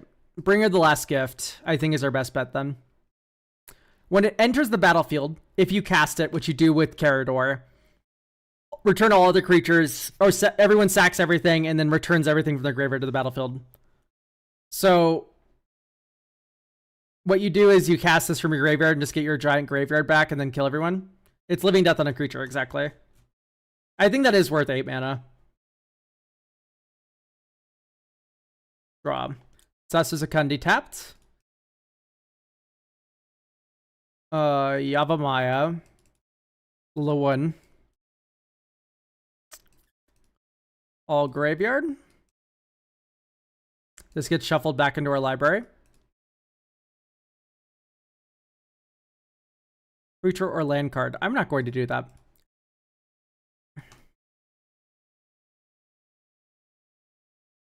Town Greeter. Get Overgrown Tomb. Let's just set our creatures off to the side here. So 5. So we already have enough mana for Carador, basically. So this turn we can start playing Carador, but there's no reason to, in my opinion, unless you have a card you want to play right away. So I think here you go, Selfless Spirit, Tangled Florahedron. Next turn. And then now here you go, 1, 2, 3. For Carador.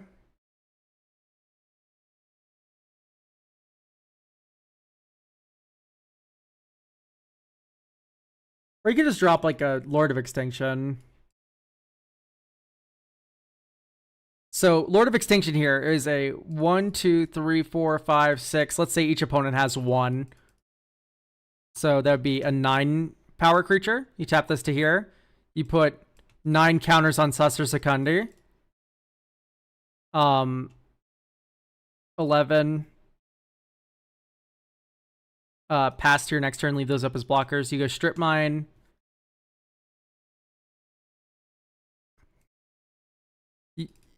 Crew. And then you go black tap 1. And then you sack it. And you draw 9 cards. 1, 2, 3, 4, 5, 6, 7, 8, 9. Like, this feels really good. Maybe don't tap our only white source. Bad news. There's like no way we can tap here, right?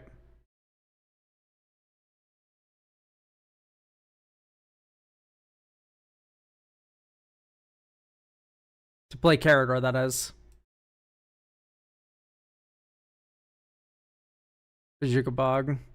Okay, then we move to discard. Discard Bringer. Golgari Grave Troll, that's a freebie. Bojuka Bog.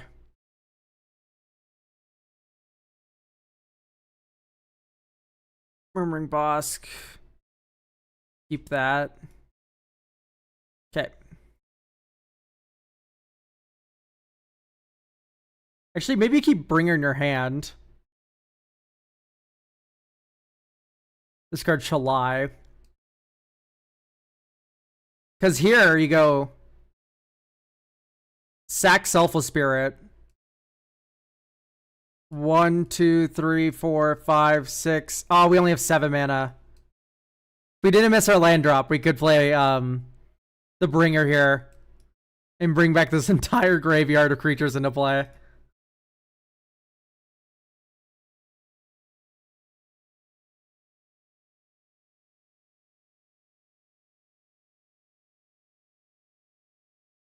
Let's play your tap line first. I do like Shigeki.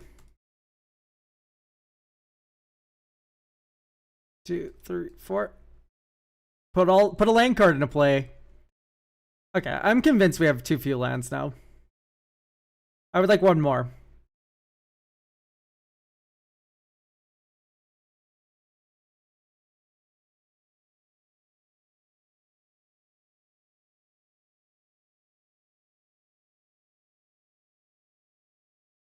Okay, we literally added 2 of these that are better than this one. So maybe Golgari Raiders comes out. Although the haste is kind of cool. The haste is kind of cool. Where X is twice the number. Come on. Yeah, no, we got to get rid of this. Twice the number of creature cards in your graveyard. That's ridiculous. I mean, if you want to keep the Golgari Raiders, it's just like you also have Fiend Artisan. You also have White of the Reliquary. You also have Gerard to immediately fling them. It's like, it's a, there you have a, let's get Golgari Shell Scarab. Like, this is not worth it. That is not worth it. That one we can agree on, hopefully.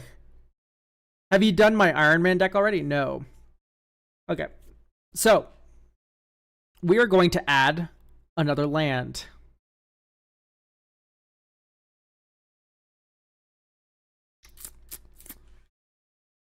What land is the question? Do we already fetch lands?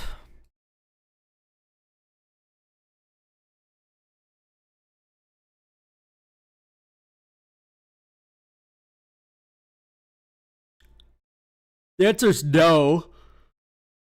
Surprisingly. I took out Okina recently. Yeah, Okina's like not that good. I'd cut Northampton Farm. Tower the Magistrate. Unless you're like only against Voltron decks. You can cast creature cards though they had flash. That's funny enough. Blast Zone's very good.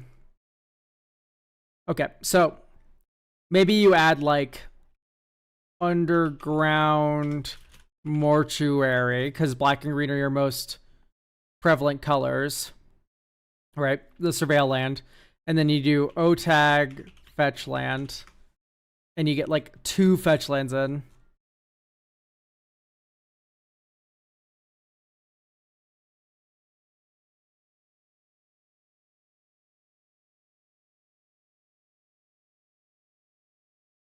It's like Windswept Teeth and Wooded Foothills. They're both relatively cheap.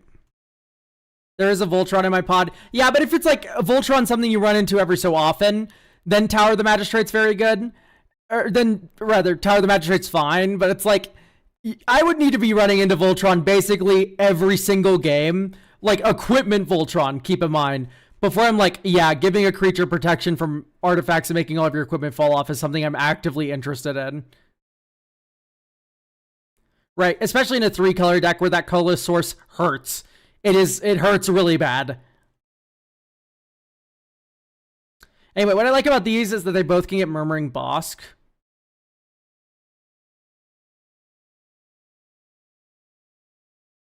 You can maybe ditch the Scatter Groves for a Lush Portico, which is the other green Surveil land you could be running. And now you have 2 Surveil lands with that basically draw you a card when they enter because your graveyard's your hand. And you can get those off of fetch lands, and that moves you up to 39 lands.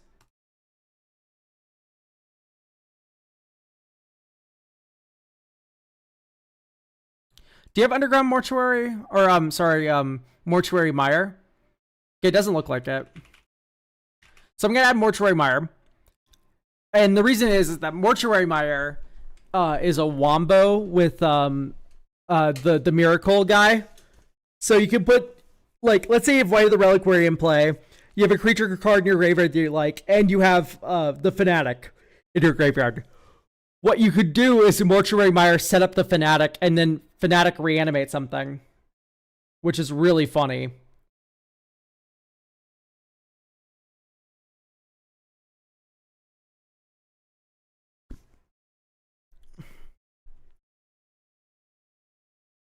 I think it's like Sandstep Citadel with the 2 surveils we added. Draw. Murmuring Boss capped. Next turn. And you go Ancient Ziggurat, 1/2 Aftermath Analyst, 1, 2, 3. This reshuffles. Next turn. And then here's the Windswept Teeth working with the Aftermath Analyst. So you passed after going 1, 2 Iron Shield Elf, which I don't even know why we're running. I guess just... Can someone tell me why we like Iron Shield Elf? Discard. Why are we discarding? What makes discarding good? It's like we have Hell's Caretaker, I guess. It's just like have the character to play, have the discard for... Oh, Darksteel Colossus. Yeah, that makes sense. So you don't deck yourself? That's funny. Okay, I like it now. Anyway, fetch... Oh, Surveil. Like, literally watch how good this is. Get Underground Mortuary. Close. Surveil 1. Surveil Grist into the graveyard. Like, we just drew a card off of our land. Vault of Champions. Green, green, black, black. Here's Gerard. We have 1, 2 creatures in our graveyard.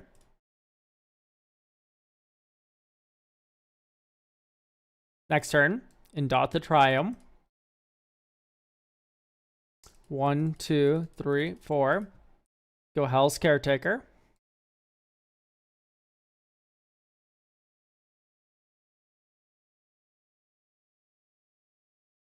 Next turn.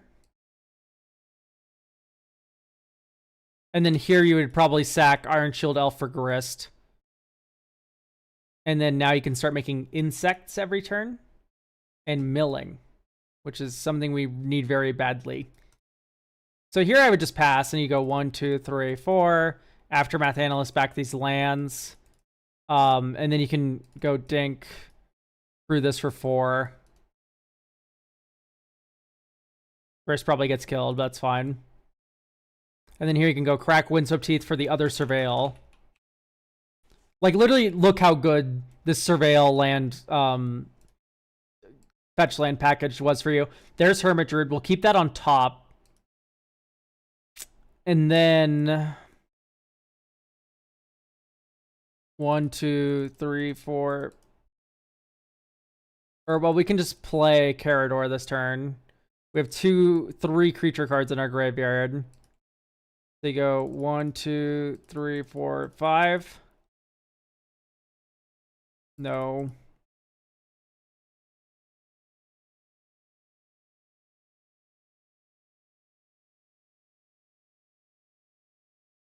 Oh, wait, we didn't play land drop for turn. I'm smart. 1, 2, 3, 4, 5. Carador, and then you replay Iron Shield Elf. Right, now you're able to discard Golgari Grave Troll. You can go 1, 2, Hermit Druid. Suster Secundi now can... You're right, you can replay Grist. I don't know. I think we need like a Spore Frog. We have Spore Frog. We have Kami. Okay, we're fine. My fault. I didn't realize you knew ball. I like this more than the Crashing Drawbridge, by the way. That's a lot of fun. As like a haste gotcha card with the funny card.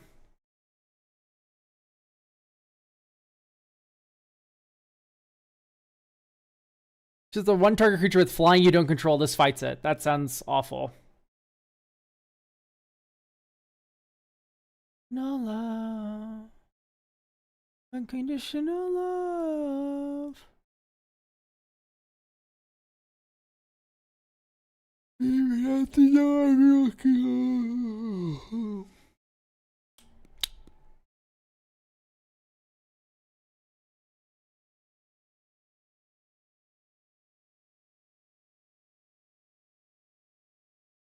Mom said I shouldn't do.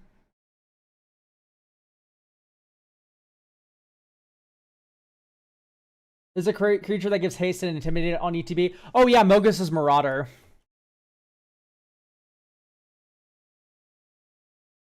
Like this could be funny. And I kind of prefer this to Crashing Drawbridge, because this works the turn you Living Death. This is shuffled like songs. I am unable to link this to anyone, sadly. But yeah, when you bring her the last gift,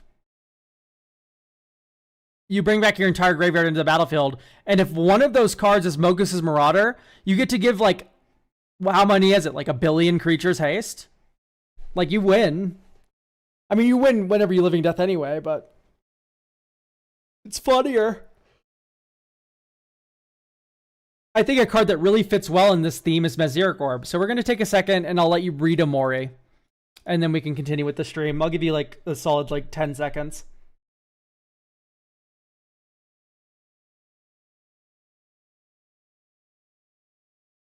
And then we'll move on. So I do like the idea of Stinkweed Imp if we don't already have it. X-Death, we really don't need more creatures that are like, this creature's the size of the creatures in your graveyard. We already have like 15 of those. Right.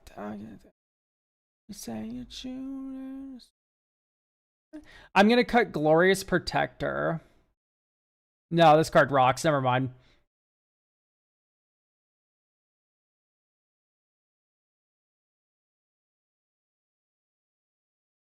Other than your hand costs 1 less. It's okay. It's okay.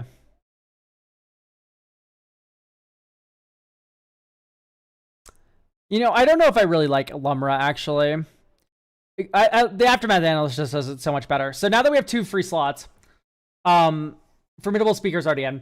I want to add Stinkweed, like was mentioned. Oh, Stinkweed Imp's already in. Okay, great. In that case, I'm going to add a very strange looking edition, but I promise it's good. It's Werefox Bodyguard.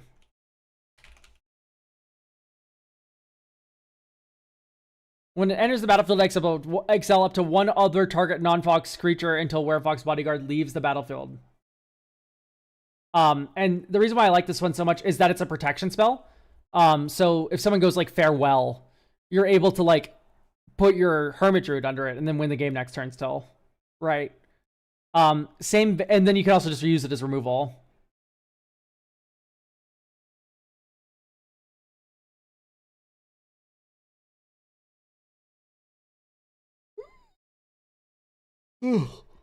So I think the next inclusion and last one will be a Guardian of Faith.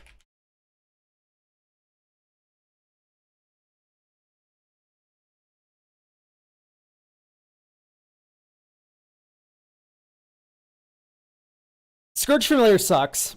Unless you're comboing, I really don't like Scourge Familiar. Werefox over the 3 and 3 3 CMC phase out night. So I don't, yeah, so I know the stream's on a little bit of a delay, but I'm adding both. I'm adding both of them to the deck.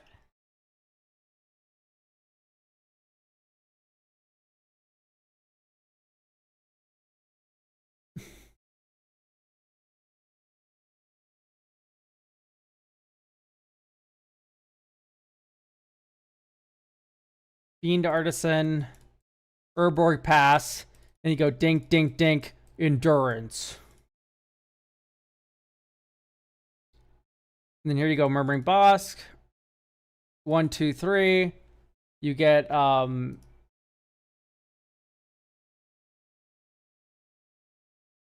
get Aftermath Analyst.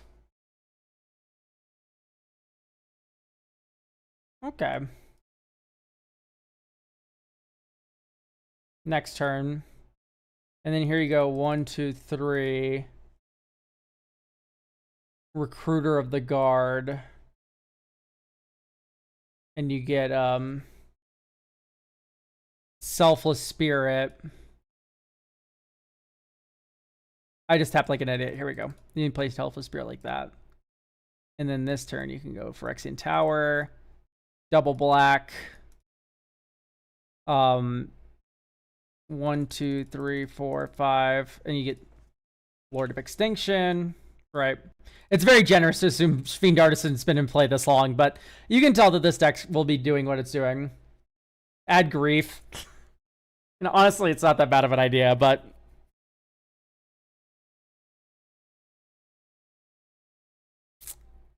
also, the fetch lands make your stupid idiot elementals a lot better. Although I just think I'm not a fan of Brawn. If I had to pick one, like Brawn is so bad.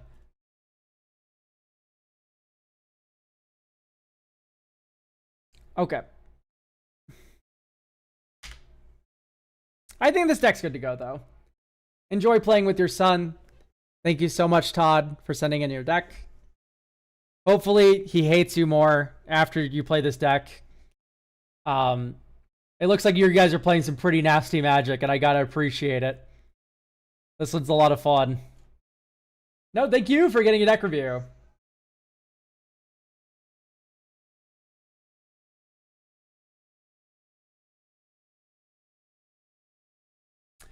Yeah, I don't know if you ever had a V8 Lurdaris slot, but Bloody Mary is like that, except there's just vodka in it. Except mine didn't have a celery stick in it. It had a beautiful a couple olives. Oh, can I ask, what would you have built for Mald's contest? Stompy, no ramp. I'm not giving you ideas. Send me $50 and I'll tell you how to build a deck for that contest. How about that, Targ? Do we have Lizzie here with us? Buh, that doesn't sound good. Okay, like maybe if you're like a sweet tooth freak. I don't know. I like Bloody Marys. They're yummy. It has already passed. Yeah, you're not tricking me that easily.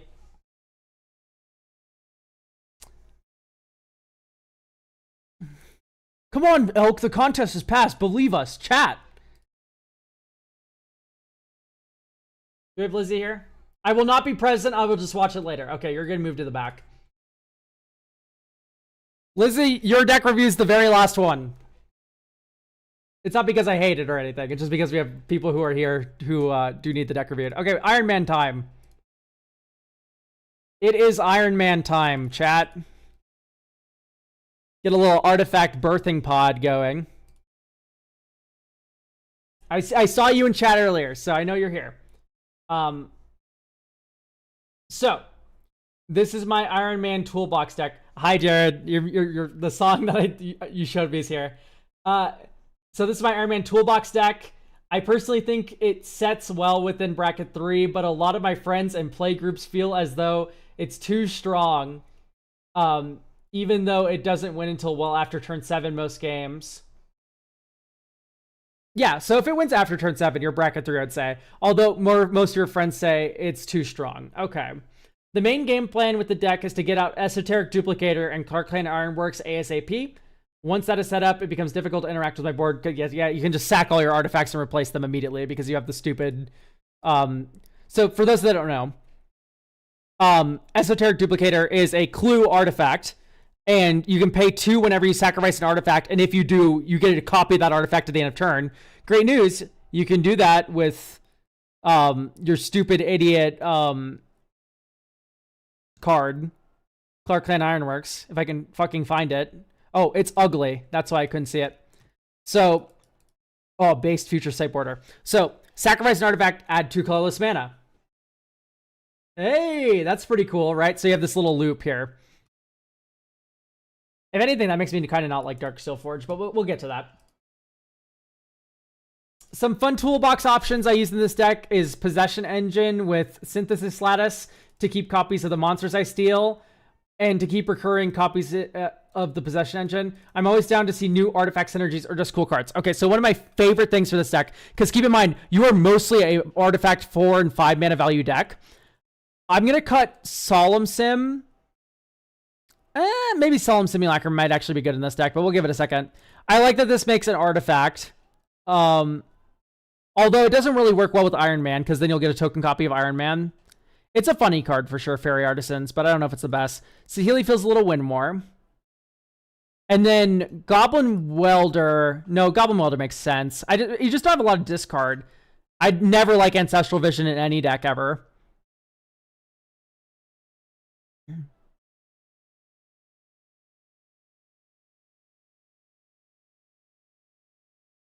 Meteor Golem's a little clunky, but it's fine, I think.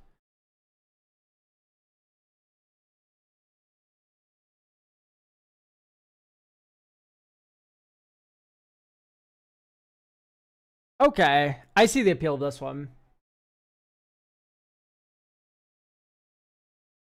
Transplant Theorist. Okay, that makes sense too. But like, I would kind of like you to be on like Faithless Looting a little bit. I don't like Molten Duplication as a one-off. Call me crazy. Stock Up's just decently good. Oh, do we want Mechanized Production? Like, it's fine. It's definitely a good card. Okay. So, we freed up some space. Let's talk about maybe some additions to this deck that could be fun and interesting. I think foremost is something like a Transit Mage. And you get Conjurer's Closet going, right?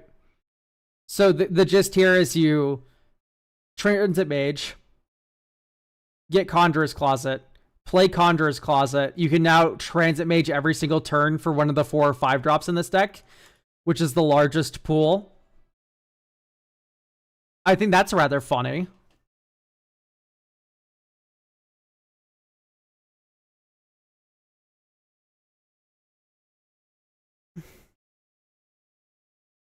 I'm dubious of the Mirror Box.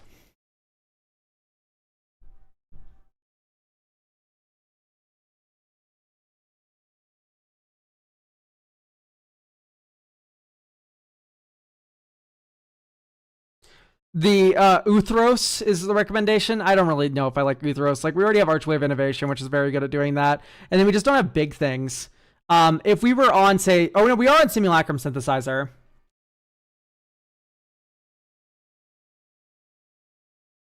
I feel like 75% of decks are improved with the Transit Mage. I think you're insane. We can try Uthros out, sure. Little $11. Oh no, Uthros is already in. Why does Chad always recommend cards that are already in the deck? Could do like an expedition map sort of thing. Maybe it's a bit much.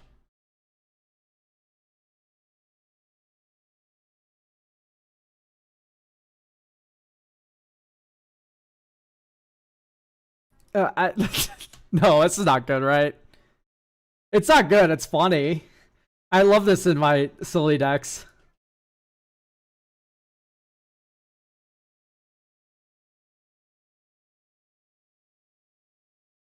We do okay, so if you want the Aeon Engine sauce,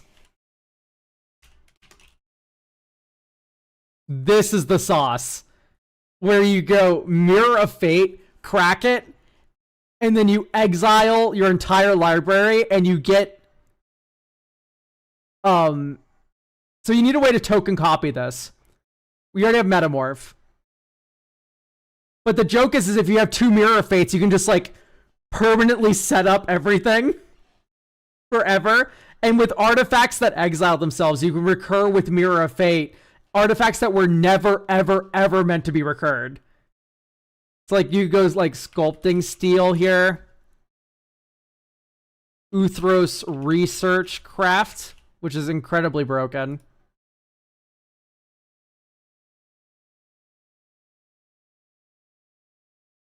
It's very funny, but not good at all, though. Watch. I want you to watch this.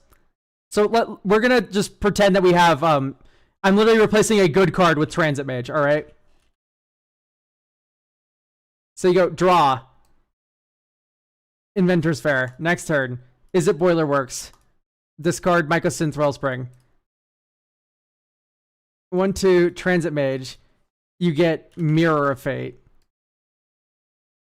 And then next turn, you go like Arcane Signet, right? And then you can go, yeah, nothing else. Guild up Swan Song. Okay, here we go. We're now at 5 mana. 1, 2, 3, 4, 5. Conjurer's Closet, Flicker Transit Mage, get like Thran. Oh, you don't have Thran Dynamo. That is a little questionable. I think I like it more than Aetherflux or Aetherworks Marvel.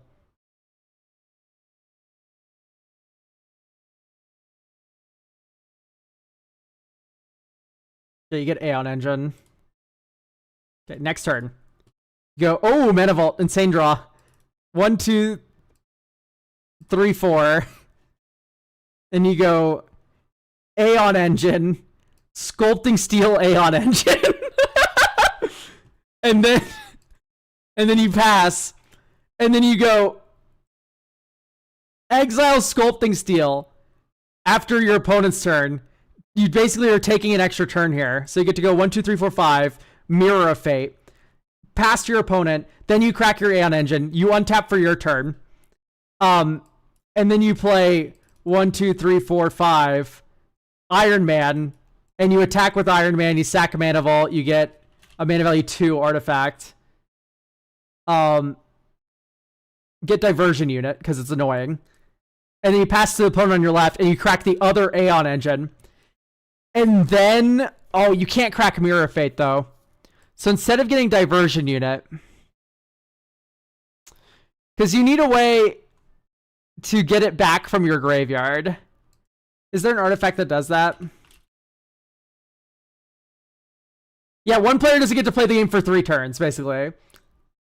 You could have gotten Cryogen Relic instead, but anyway, you think. And then next turn. Oh, wait, we didn't Conjurer's Closet. We get Phyrexian Metamorph. So we have Phyrexian Metamorph because we flickered at that end step. 1, 2, 3, 4. Phyrexian Metamorph the Mirror of Fate. And then you crack the first Mirror of Fate, and then you go Aeon Engine, Sculpting Steel, move all to exile. And then you have a token copy of Mirror of Fate. And now you get to go Aeon Engine, Sculpting Steel, and you get to get fucking anything you want. Scour for Scrap is one of them, because you can now pick up the Phyrexian Metamorph or the Mirror of Fate from your graveyard. And then you start going ham. Like, this is ridiculously stupid. Right, this was the basis of my Drafna artifact combo weirdness deck, was Mirror of Fate Doomsday Piles, which is a really funny direction you can take this. Instead of what you have going on. So looping the Aeon, like looping Aeon Engine is like an idea, but it's mostly just like always fixing your draws with Mirror of Fate. Why are we exiling the whole? So read Mirror of Fate. Tap, sacrifice Mirror of Fate, choose up to 7 face-up exiled cards you own, exile all cards from your library, and then put the chosen on top. And then if you have a token, if you made a copy of Mirror of Fate at some point, you're able to crack that, and then you have your whole deck library exiled, so now you just get to make a perfect 7-card library every single turn, because you can get Scour for Scrap and then get back the Aeon Engine, or the thing every time.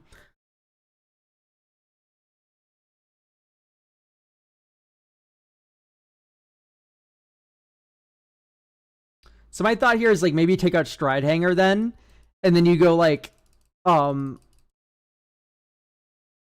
Audacious Reshapers, right? Something really funny. And then you can have like a really silly deck at that point.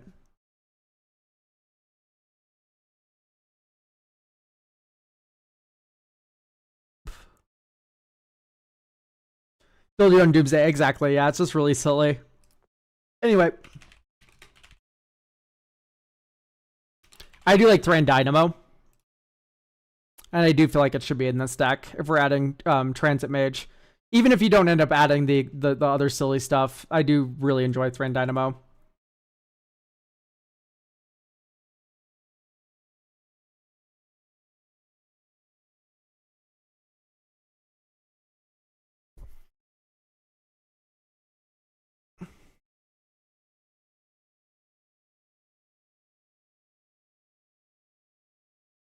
Okay, I think it's Horizon Stone. If you're making enough mana to care about Horizon Stone, you don't need it. I think the rest of this is good. Maybe like a Chroma's Memorial out. I'm just not a big fan of that card. Like, I don't know if you need to overrun with oops billion constructs, you know?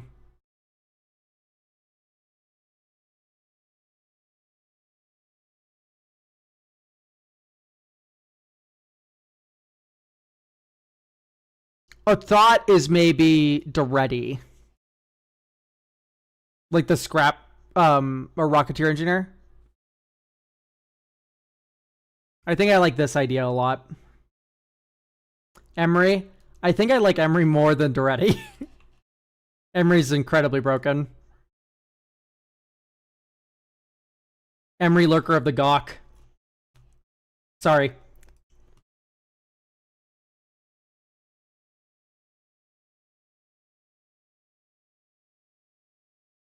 Don't worry, we'll draw land. See, every single time. Stock up here. Command Tower Fabricate. Johnny, Johnny, Johnny, I just want to be your girl. Esoteric Duplicator. And this turn, you go Fabricate for KCI.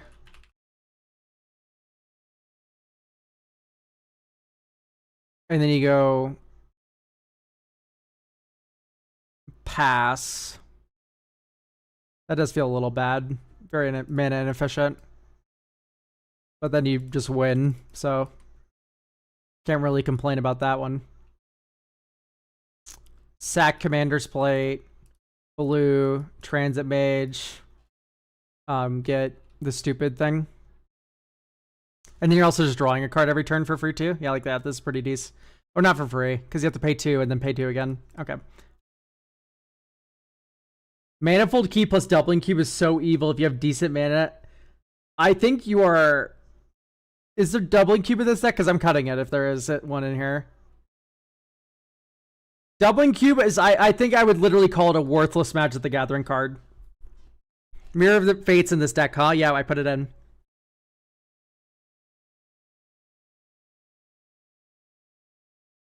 Unwinding Clock, not Cube. Yeah, for sure. Anyway, let's get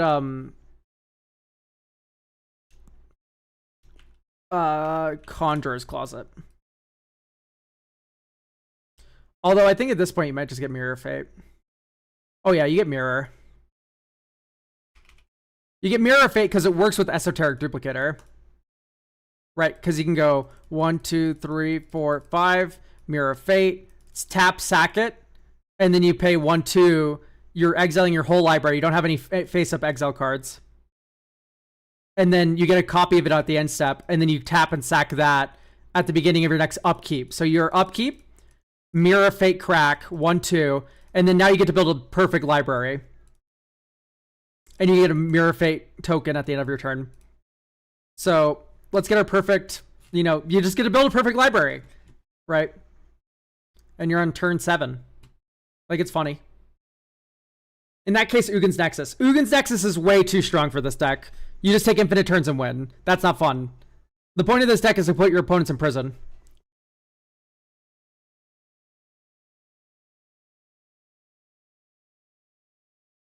The point of this deck is to be an annoying little idiot deck. We don't want to win.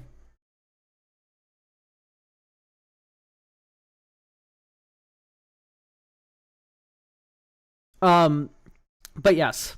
I like this list now. I don't know if I like Lattice. It lets you do some silly stuff, but I think like it mostly is 6 mana do nothing.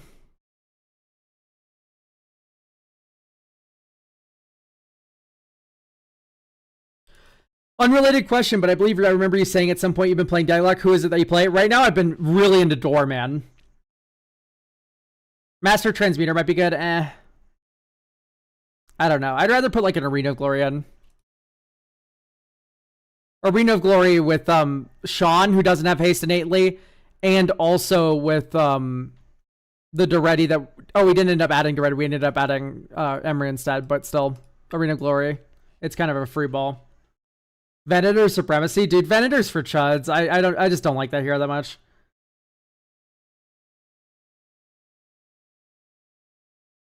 Is this Turbo Prison Portal to Phyrexia, or is that too mean? Portal to Phyrexia could be a good include. It's definitely not a bad idea. It's just like, I don't know how we're playing it. Besides fairly, which I don't really like to do with Portal to Phyrexia. And once we get the, we can add the Stasis Coffin. That one's really funny. It's 3 mana, 2 tap, exile it. Keep in mind, exiling, very good. You gain protection from everything until your next turn. So you can start fog looping with your Mirror of Fate stuff. Which is funny. It's legendary, though. Why does that matter? Why does it matter that it's legendary? You can't keep copying it. I don't know if you know what this deck's doing. We're using mirror. We're copying Mirror of Fate, which takes face-up exiled cards and makes a new library out of them. This is always a face-up exiled card, and then you just like have Uthros Craft or whatever as your first go around. So we're fog looping with it. We're not making copies of it. We're making copies of Mirror of Fate. It's Christmas Land, but it works. No, it's actually really consistent. It's shockingly consistent. It's scary. Arcane Signet. Silver Bluff Bridge. Maybe shoot something.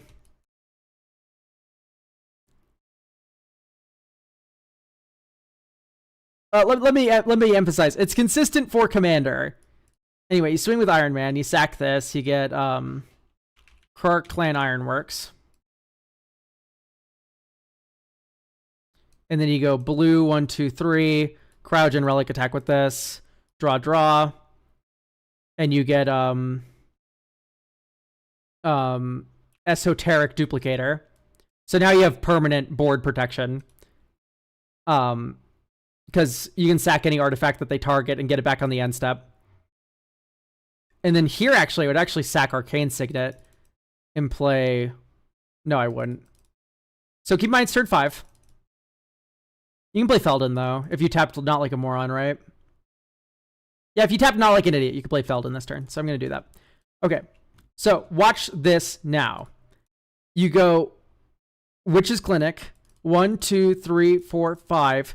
Mirror of Fate, tap, sack Mirror of Fate. You pay 2 to the Esoteric Duplicator to get back on the end step. Mirror of Fate. So we've now exiled our entire library. Upkeep of our next turn. We go tap, crack, Mirror of Fate, pay 2. We're going to get a token copy on the end step. And then... Why doesn't this say non-token, by the way? This shit is stupid. Anyway. Stasis Coffin.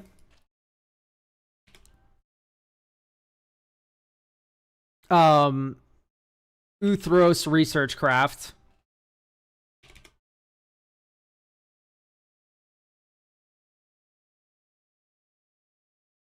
Aeon Engine.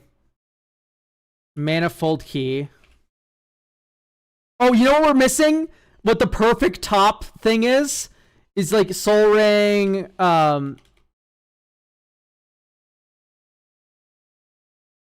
Manifold Key, Mana Vault, 1, 2, 3, 4, 5, 6. It'd be mana value 4 type artifact. Yeah, we don't have it. Instead of Transplant Theorist, what you should be running is the card that lets you play artifacts off the top. Maybe not instead of Transplant Theorist, but you know what I mean. So maybe Meteor Golem comes out. That's kind of cool. Although we don't have a lot of 6s for it. Yeah, I'm going to take out Meteor Golem. And instead you run Mystic Forge. So we're gonna pretend that Meteor Golem is Mystic Forge here. All right, so this is Mystic Forge. You go Uthros, Aeon Engine, Manifold Key, Soul Ring, Mana Vault. No. You need to go Dink. With Meteor Golem on top. And then you go draw for turn, because we did that on the upkeep. 1, 2, 3, 4. Mystic Forge. And then you go Mana Vault, land for turn, Soul Ring, Manifold Key, use Manifold Key to untap Soul Ring. And then you go 1, 2, 3, Stasis Coffin, 1, 2, exile Stasis Coffin, which is now back in the pool for the Mirror of Fate. Right? And then you go like sack Manifold Key, and then you can go sack Mirror of Fate, pay the 2 that you used off that to get a new Mirror of Fate copy. And then now you can recrack this to get this again.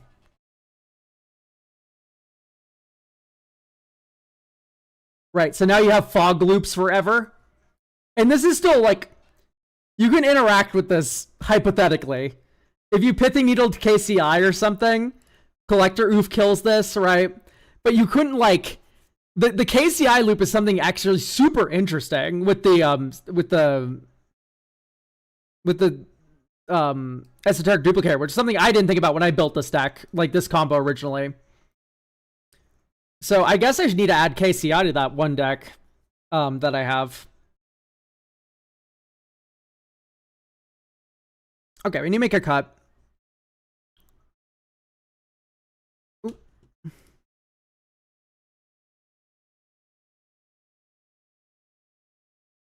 Yeah, we're at 101 cards, so we need to make a cut. It's probably Wand of Wonder, but like it's funny. I'm gonna cut World Wanker Helm. And then I think this is good to go, right? Like we all just saw what happened.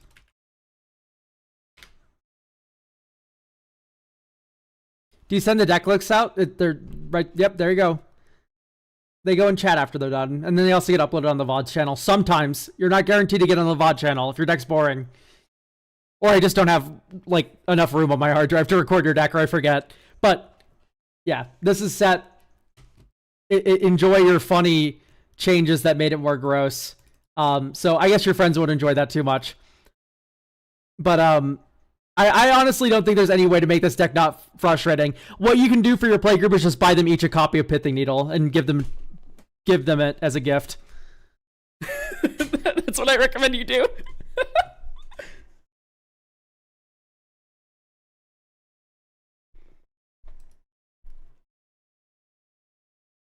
All right.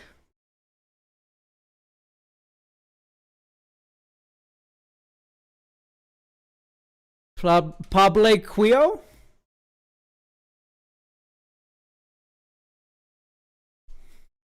Are you around here?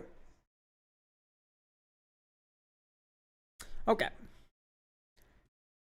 Next up, we got a Durad deck. This deck started out as Tristan Callous Collector, Elf, Self-Mill. Why would you ever do that to yourself? After I had fun playing the Self-Mill, I was at Lorwyn pre-release, but I realized I just kept looking for Durad Golgari Lich Lord to close out games, and I decided to put in the command zone instead. Okay, yeah, that makes perfect sense. My next game plan is to fill the grave with elves and then use Durad's ability to fling Llanowar Abomination, Moon Vigil Adherents, Sphogthos, the land that grows equal to number. 34 lands are way too low, by the way. Or use Durad himself with Rogue's Passage. Okay. Ignoring the one game changer, I'd like to say this deck is a neat bracket too. I see, just crop rotation. Okay. I don't have restrictions, but only $10 to $15 per card. So far, the issues I found are generally not having a good mana curve or sometimes curving out with nothing to do. Durad is almost always targeted as soon as he lands. Of course he is. He's scary as shit. Milling something I want and then knowing what to do, not knowing what to do after. Okay. Well, I'm getting this reviewed. My LGS plays bracket 3 or 4 decks, and I'm really just hoping to hold my own a little more in Commander Night. I'd like to power this up to a firm 3 and make it more consistent. Okay, that sounds good. I can help that. That's literally like the perfect thing for my deck reviews. All right, so let's start by mana value. Because typically, bracketing up means we're going to be cutting like more expensive cards that aren't quite as efficient. So like, I don't consider Deadbridge Chant worth 6 mana. I don't consider Death's Presence worth 6 mana.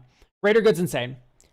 Chanting creature gets +1/+1 for each creature card in your graveyard and is an avatar. Whenever it dies, I'd rather just run a big creature. You know what I mean? Mill cards equal to its power is really funny though. Actually, wait, hang on. Let's let that one cook. Train the Fallen, another enchantment enters. We don't have that many enchantments, it appears. We have 8. So I'd rather run a big creature than that one, even though I do love that card. Gets +X/+X once again. I'd rather run a big creature. Okay. The rest of these can stay. These are all very good. All right.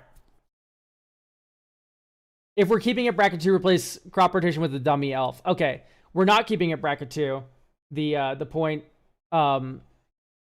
is we want to bracket this up to 3. When this creature enters, target creature gets +X/+O until end of turn, and up to 1 target creature and opponent control. Oh, that's cute. I won't cut this, even though it's like rather bad. I think for me, Rise of the Witch King goes for Patriarch's Bidding. So Patriarch's Bidding is really funny, right? Because each player chooses a creature type. You choose elf. Your entire deck is elves. Yeah, 41 elves in your deck. You break parity on this card super hard. Secondarily, a way to break parity on this card even more is to go with something like Bojuka Bog. Remember, we need more lands anyway. Target an opponent with a bunch of the same type in their graveyard. Now they're no longer a problem. And then also Bogart Trawler, right? So even though it's a goblin, you can target a player, exile their graveyard, and now Patriarch's Bidding's kind of one-sided in a way. I kind of like Bone Horde a little bit. I think it's a little inefficient versus like a Lord of Extinction, right? Of which we're not playing. But let's just try to keep it elf focused, you know? So elves. I think I'm going to take out Llanowar Mentor. I like Quirion Ranger.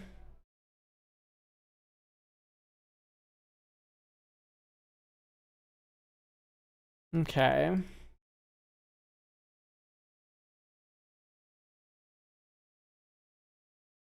Okay. We have Aftermath Analyst, we have Glowstorm Shaman, we have Lewin.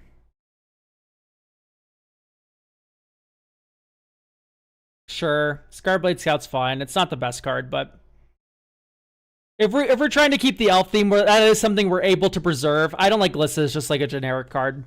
If we're maintaining the elf theme, we can work with that in bracket 3. Isn't there that one stupid idiot? Yeah, Skemfar Shadow Sage is in the deck. Good. That's like Shaman of the Pack.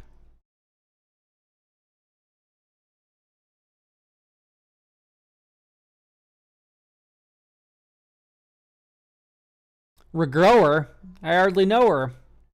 I think 4 mana for Timeless Witness that can't even pick up like a spell is pretty bad.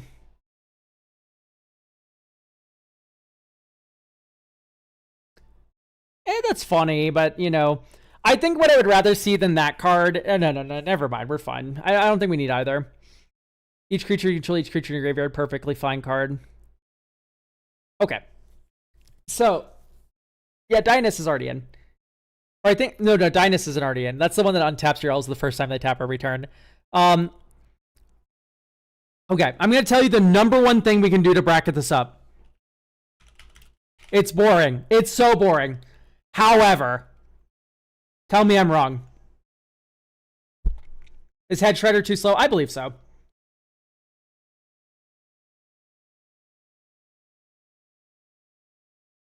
Yeah, listen, Seedborn Muse is so stupid for Gerard. Like, it's just, you know, it's a $10 investment. It's an iconic commander card. Let's have some fun with it, right? For me, I feel very good about adding Seedborn Muse to the deck. I hardly feel evil about it, just because it's such an iconic, classic commander card. Like, I don't go around adding Teferi's Protections to decks anymore. I don't go around adding, like, you know, half of these, like, commander card game changers like Jessica's Will and stuff to people's decks. You're allowed to add Seedborn Muse, right? This is a boomer card. You're allowed this one. I like it when cards like this are evil. I like it when old iconic cards stay good. It's fun. Yeah, so that is something we could decide to do. We could add Yeva, Nature's Herald, which is stupid, right? Elf Shaman, Flash, you can cast green creature spells as though they had Flash. All of your creatures, bar like 5, are green in some way. Maybe like more like 6 or 7, dare I say. I'm gonna cut Sir Conrad, by the way.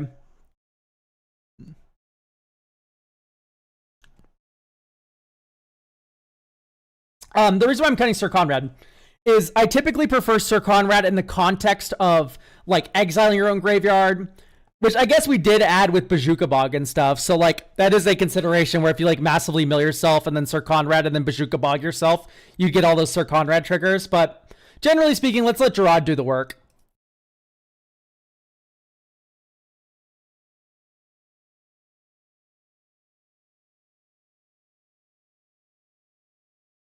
So I think I want to get more lands in here.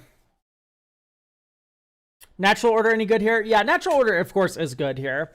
However, we'd be adding Craterhoof and stuff. I don't know how to feel about it. I'm gonna cut Swiftfoot Boots. I'm gonna cut Perpetual Timepiece. I really don't like that as a protection object. I do like Lightning Greaves though. Lightning Greaves is really funny. So let's think about what lands to add. I think you'd want a Lazotep Quarry. Right. So yeah, it's just a nice sack outlet, right? And then you can also get a little bit of graveyard value out of it. Like bring back a it would override Abomination of Llanowar, right? It would not override the 4-mana one though. The Golgari Raiders. That would work. Moon Vigil Adherence would also work with Lazotep Quarry to make a giant creature. Similarly speaking, we're gonna add Susser Secundi to the mana base as a utility land. Right, once again, make a big creature. That's what this deck's all about. Susser Secundi works perfectly well with big creatures. How much is Talon Gates now? 16. I don't think it's worth $16 for this deck, but Crop Rotation plus these. Like, Crop Rotation is now a draw spell. Crop Rotation is now Graveyard Hate. Crop Rotation is now Evasion for your commander, or it was already, like, on top of being that already. Do we have Mr. Beast? Yes, we do. Okay, good.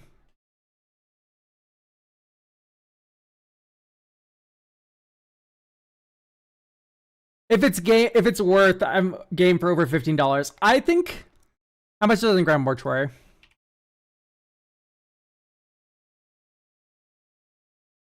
I think I'd rather you buy an Underground Mortuary with that money.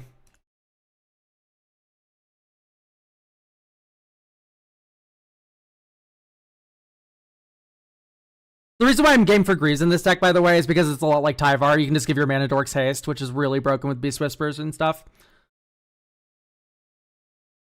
Revitalizing Repast. Yeah, I like that suggestion.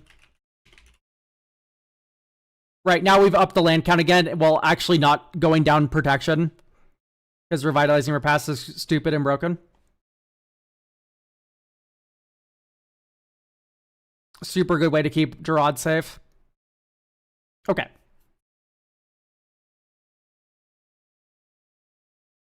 We still have 4 slots remaining for this deck, which is nice to hear.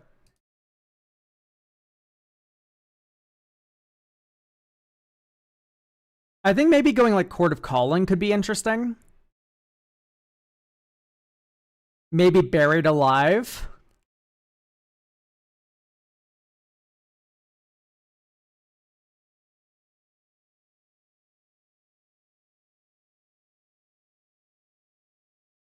Yeah, I think we want a Chord.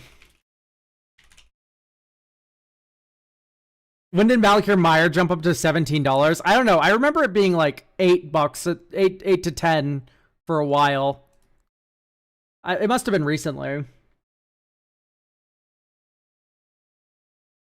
But they need to reprint that card. An uncommon should not be $20.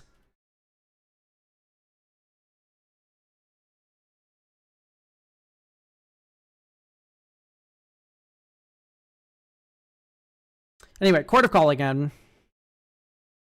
What else should we add to this deck? I mean, as a utility creature, it's not an elf, but Lord of Extinction is just so good.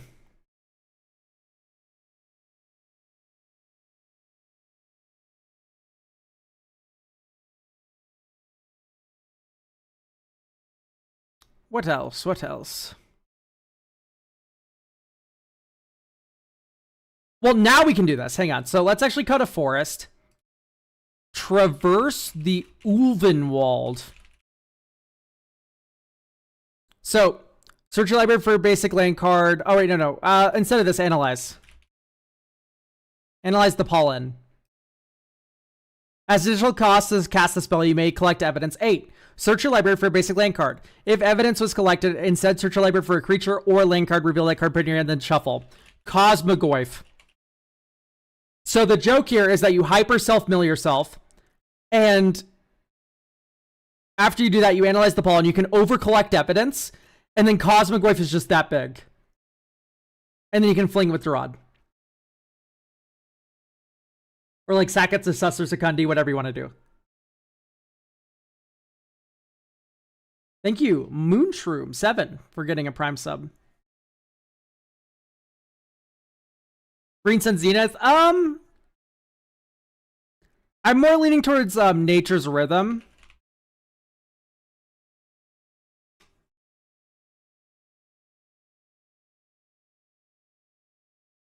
Especially if Yavimaya needs to be added. But it is worth the $13 investment to make the Nature's Rhythm better. Because you can crop rot for this now.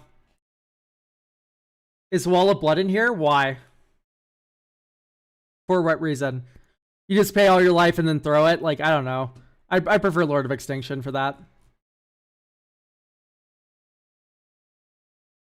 Sussur Secundi. Next turn, Underground Mortuary, Surveil 1. I'll keep a Beast Whisperer. Bojuka Bog, exile your graveyard. Aftermath Analyst, mill 3. Could draw Command Tower, play Mr. Beast.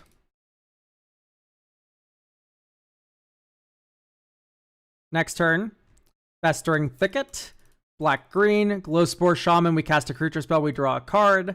Enters the battlefield, put the top 3 cards of your library into your graveyard, and then you may put a land card from your graveyard on top of your library. We'll choose Deathcap Glade here. Alright, next turn. We will now play Deathcap Glade. And we'll go 1, 2, 3 for Tristan. Tristan will enter and mill 3 cards. 1, 2, 3. There is an elf card in our graveyard. We gain 2 life. We hold up Assassin's Trophy here. Black, green. Oh, we can also start crewing a little bit. We also draw a card. We should have drawn a card first, actually. So we have Yeva in our hand. But we can go 3 counters on the stupid land. 3 counters on the stupid land. Okay, next turn. Overgrown Tomb Shotgun. 6 lands. We missed a land drop? Question mark? I didn't even realize. Okay, so I think Priest of Titania is really important. What's the Behold card? Creature. Celestial Reunion. I think this card could be really fun. And then maybe do that instead of Nature's Rhythm, in which case we can take out Yavimaya. And actually, maybe we have 9 forests. That's not including our fetch land, which we have not added, actually. So that's not even entirely true. Take out Exotic Orchard for forest. Take out Dakmor for forest. I know it works with Lewin, and that's kind of funny, but I promise this better. Eclipsed Realms. It's fine. Golgari Rot Farm out for forest. Midgar is fine. That card's good.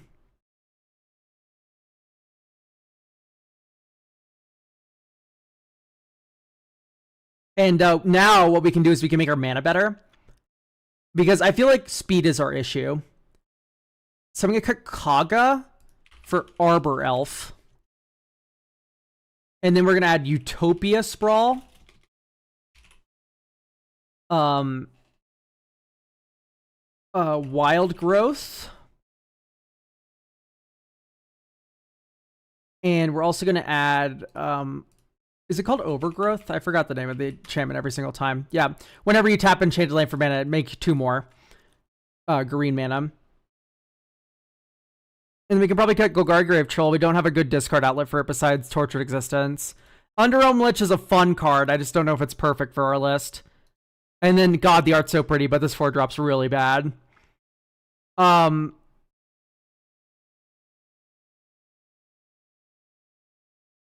then I also want to fit a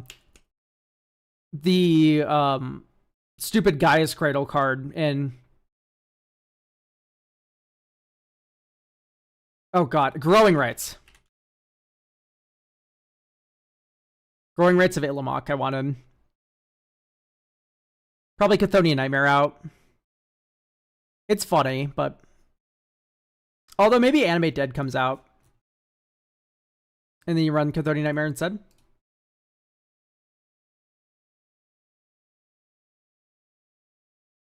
Alright, playtest. This card. This is super keepable. Turn 1, Deathcap Glade. Tapped. Next turn. Sasur Secundi. Green, Wild Growth this land. Next turn. Swamp. And then here you get to go 1, 2, 3. Formidable Speaker. Discard. Tyvar. Search your library for a creature card.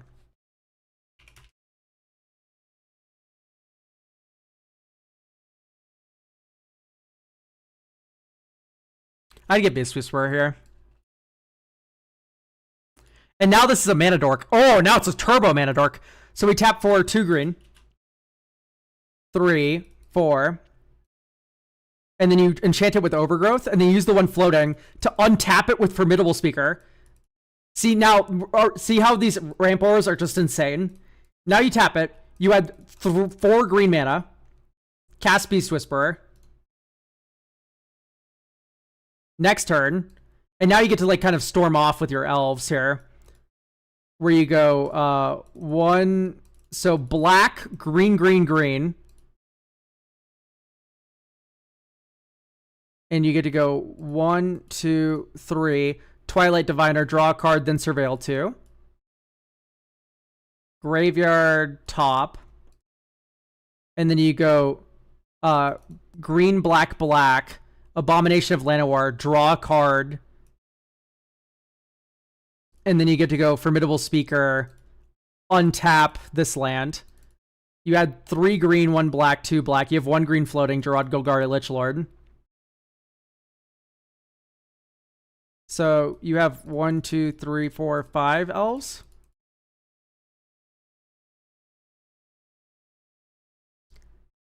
Last turn you crew this. And then this turn you get to crew it again.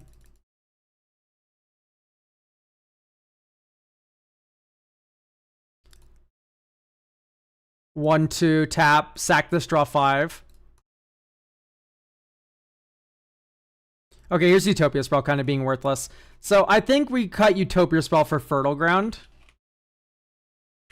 You keep the Arbor Elf because Arbor Elf's rather low floor because it is just a creature. But Utopia Spell being dead for that long is actually pretty bad. But we can keep Wild Growth, Fertile Ground, etc. So I think we're looking a lot better now because our mana is just insane at this point. So once you have insane mana and good engines, which Elves does, you can typically get there most of the time. I think the last thing that I have on my mind is maybe we need some sort of heroic intervention of some sort. But you already have one of those. You can also Court of Calling for that kind of effect too. So you might be ready here. This might be bracket 3 material at this point.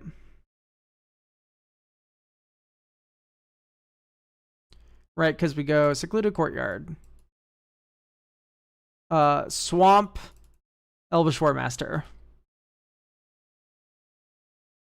Twilight Diviner. That's an elf entering you, an elf warrior. You surveil 2.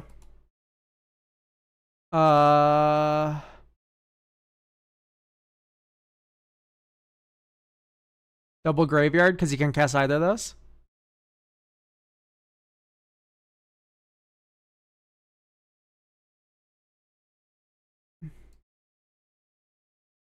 Okay, we might have too few forests. Or we just kind of drew all our swamps that game. That's not really reflective of the deck. Type forest ID 2.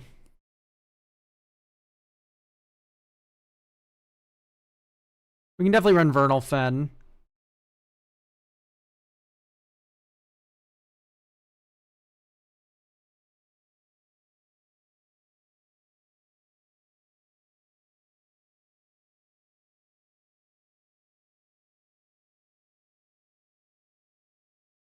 I'll let you know if my cube fucks after this. I'm happy to. I hope it does. I'll definitely be happy to hear.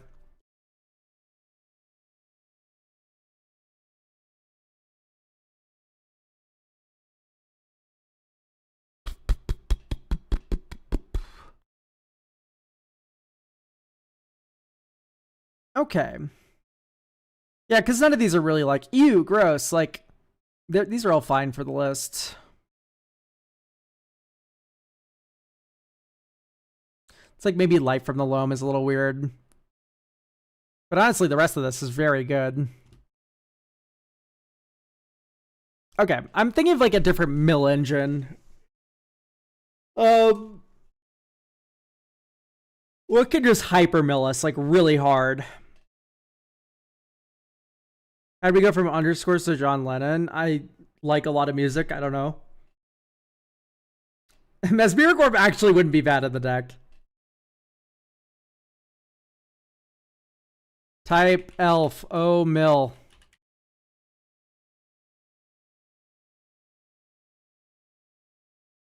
I like Tribute of Rot enough. Doomsday? That doesn't mill, pal. That exiles everything.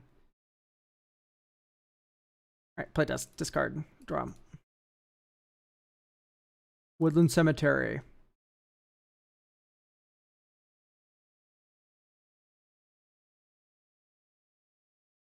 Two, three. Elvish Archdruid. Powerful.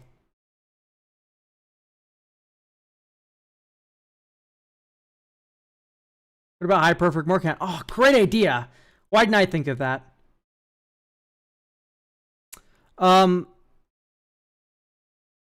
Maybe Seeker out. Start getting a little picky with our elves. Stinkweed.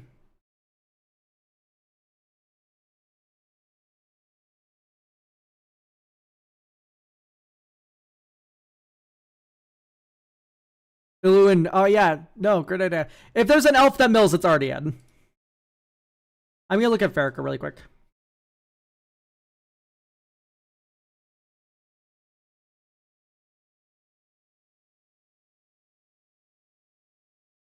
You might just have to run Satyr Wayfinders, in which case you do get to run less lands. That is the trade-off of that card. Satyr Wayfinder, Malevolent, Rumble.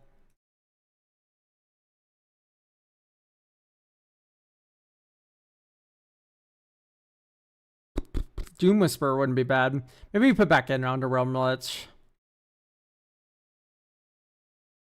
Yeah, sure. We can put into Realm Lich back in. Who does your art for the thumbnail? Read any of my video descriptions, and you'll get linked to my artist AG. Okay, drop. Devoted Druid. I don't want this to become like a Devoted Druid slop. No offense to those who enjoy Devoted Druid slop. Okay, Elves of Deep Shadow. Turn 2, you go. No, just play Twilight Mire. Don't overthink it. Keep it simple, stupid. 1, 2, 3, 4. Yeah, let's guarantee a land. And then you can tap Not Like an Idiot to play Elvish Mystic this turn. So here, what do you tutor for? Probably Tristan. Behold, my elves. Celestial Reunion. View library, get Tristan. Callous Cultivator. And then you mill 3. 1, 2, 3. And then next turn, you pay a black. Mill 3. 1, 2, 3. You play Revitalizing Repast as land for turn. And then you go...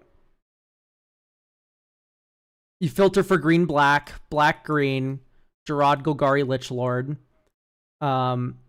Next turn, you pay a green. Tristan flips back over 1, 2, 3.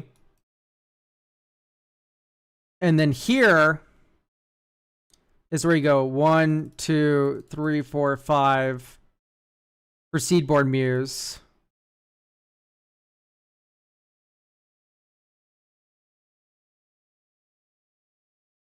And you can now fling stuff. But anyway, next turn, this is where Analyze the Pollen comes in clutch. You exile 8 mana value of objects.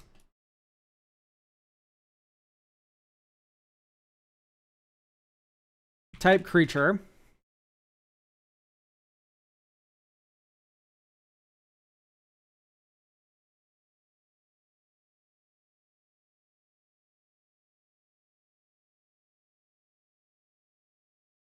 Do you just get Lord of Extinction here?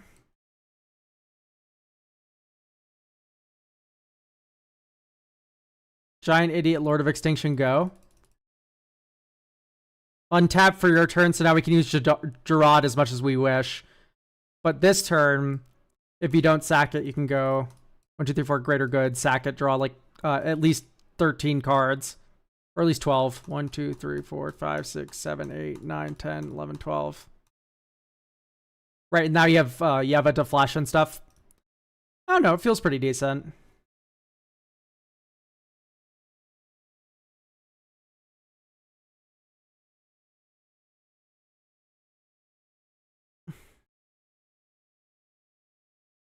I don't know. Devoted Druid's fine, but mana's not our gate here. It's mostly self-mill that seems to be the issue. You could run, like, Altar of Dementia. Fits the big creature theme. I think I like that more than the Avatar Destiny. It's just kind of the same effect for half mana, in my opinion.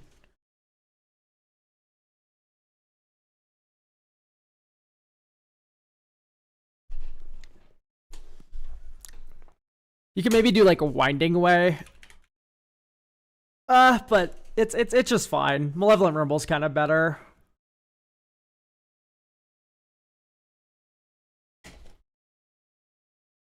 I think this is about good to go. Maybe Quirion Ranger, but like, I don't know. It's kind of cool to untap your Priest of Titania. Maybe you just run Seeker instead. I only like that card kind of when you're doing a Shia Loops. Or like combo. And then Seeker's probably just better if you're not. Okay, great. I think this is good to go. Thank you for getting a deck review. Hopefully you enjoyed the changes that were made.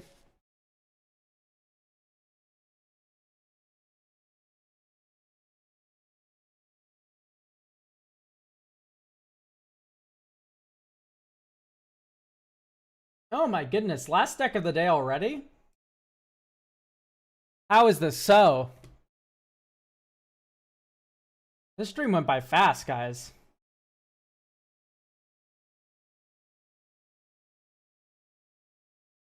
Oh, if I'm planning to do a free deck review next week, would you want me to redeem it now? No. Redeem it during the stream next week. Huh? No, yeah, redeem it during the stream. Next week. Unless you're, like, offering to make the stream go longer. In which case, nah, I'm fine. I kind of want to get a little treat after this. 3-hour stream. This is overtime, baby.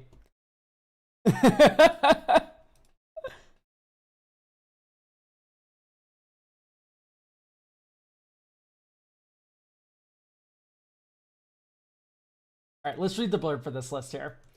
Thank you, Lizzie, for getting this deck review, who sadly, Lizzie will not be here.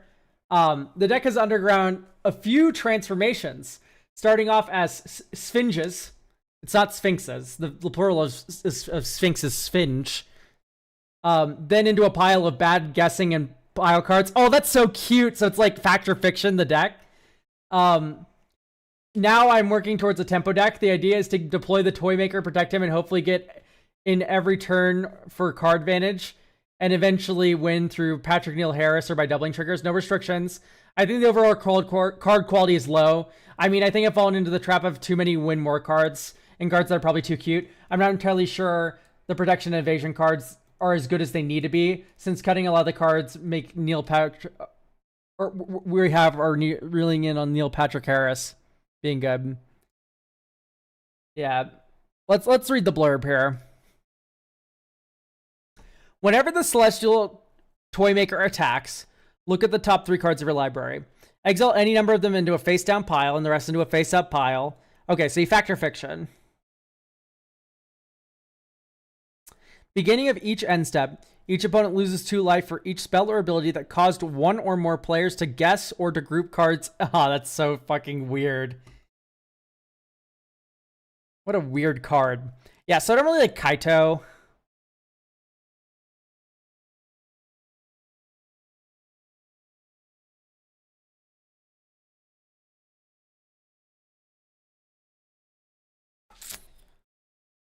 Roaming Throne like kind of makes sense, but I don't know how to feel about 4 mana plays. I prefer cloning the commander. This makes more sense to me, because then you get the attack trigger and you have a second body in case the first body gets removed. Like Roaming Throne, if your commander dies, does nothing. Sakashima does everything. So I think leaning more on Sakashima and Chameleons makes sense.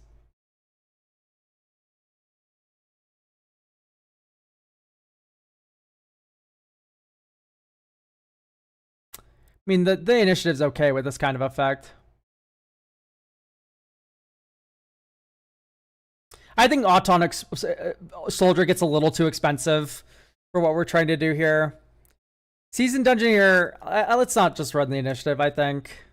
As good as it is to clone.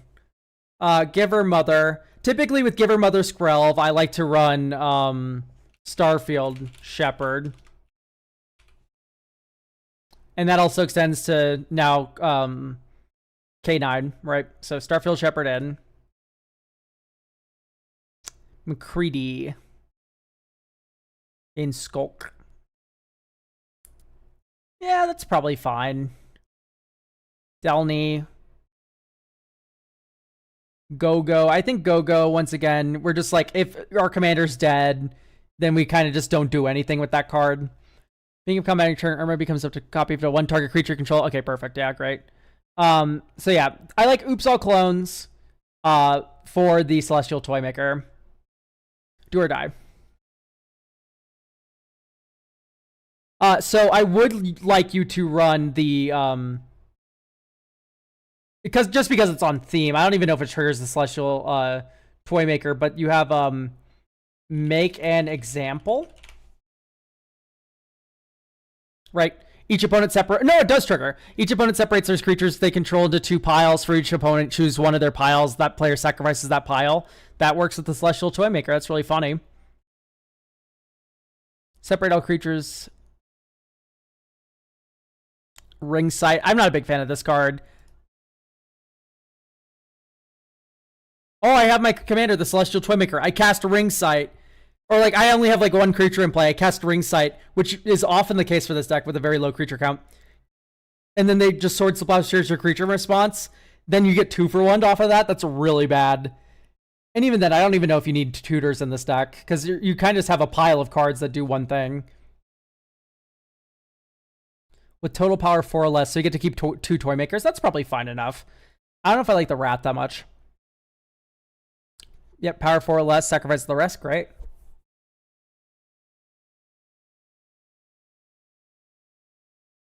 This is the same card, except one more mana. That's cool.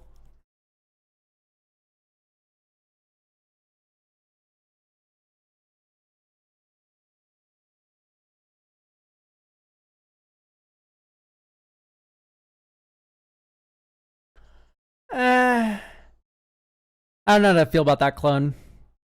Same thing with this one. I think once we get to 5 mana, the clones are a little too much.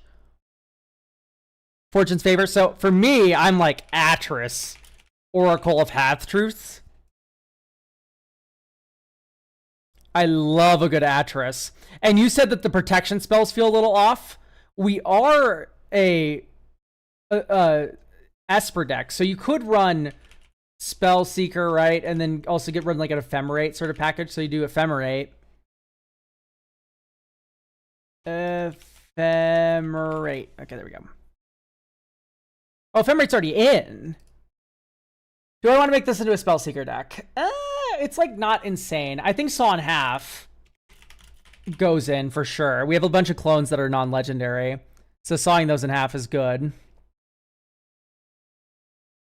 Although we have Ghostway, Eerie Interlude. Maybe Saw in Half is in it. Don't like Mithril Coat. I don't like a Ramping when our commander's 3 mana. Brotherhood Regalia. He does have to attack. So maybe we can find different ways to do that. Like, I think Reconnaissance is already in. Maybe you're in Grim Servant.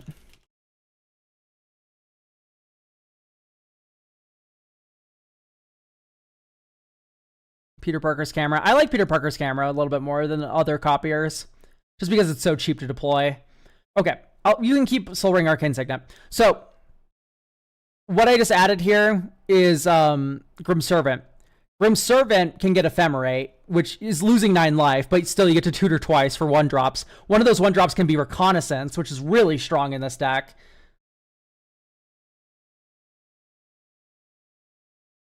Waterbender's Restoration. Let's read that card.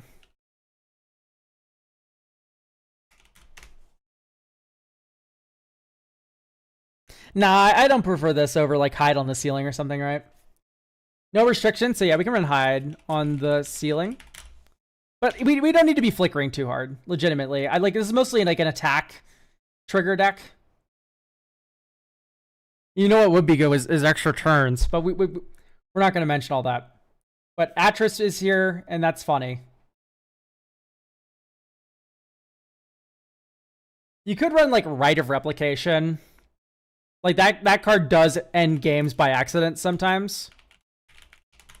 And it works well with Atris, Oracle of Half-Truths, which we just added. Right.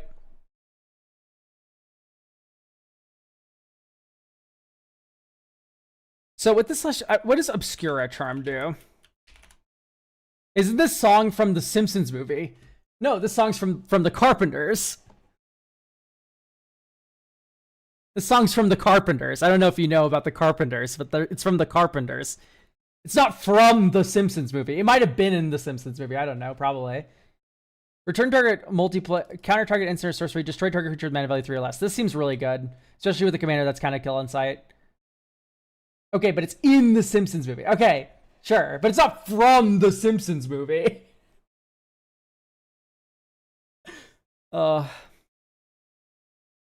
I do like the Obscura Charm idea here. Just instant speed, return the Celestial Toymaker. Feels pretty nice.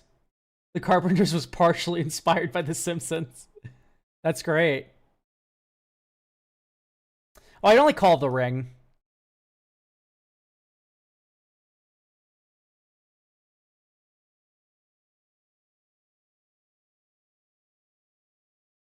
Oh man, extra turns would be so good in this deck. Anyway, back to the land of people with friends.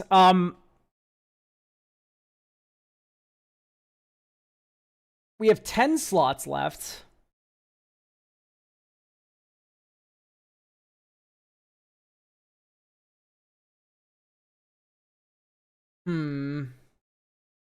What to include? What to include? Curse Scroll. Curse Scroll doesn't work with the Celestial Toymaker, sadly.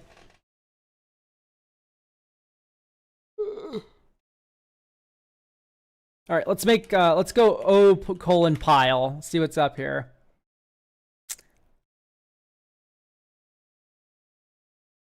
Exile up to 5 target creature cards from graveyards. An opponent separates those cards into 2 piles. Exile the top 5 cards of your library. An opponent, you may play lands and cast spells from one of those piles. You can cast without paying its mana cost. Sure, why not? It's funny.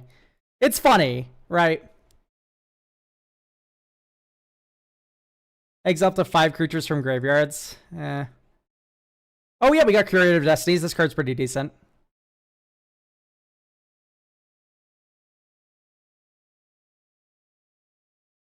Intrude on the Mind isn't bad.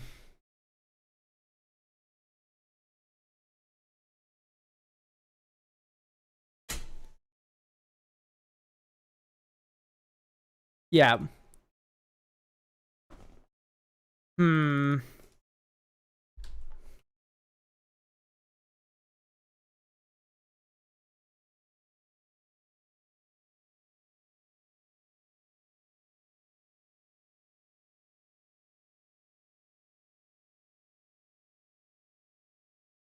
I don't like the Sphinx. I think 7's too many manas.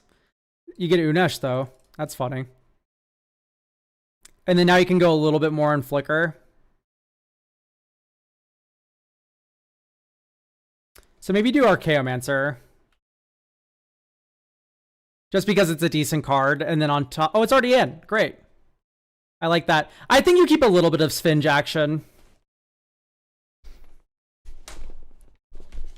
Like, I know the deck was originally Sphinges, but, like, I think these ones are just good enough.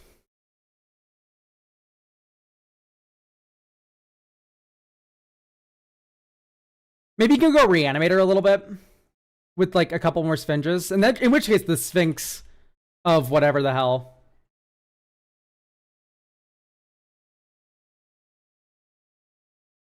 Sphinx of Athun would be funny enough. And then you just go, Animate Dead, Reanimate, which works with Grim Servant. Ooh, honestly, we have all these clones. Would Gyruda be good enough? Probably, right?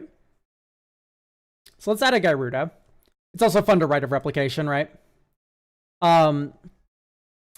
Is there like a good spell copier in blue? Sphinx of... There's the Sphinx that copies spells from your graveyard. Lost Truths. That... Oh, no, not Lost Truths. Sphinx of Forgotten Lore. Yeah, it's Sphinx of Forgotten Lore. That Snapcasters every turn, which is pretty good.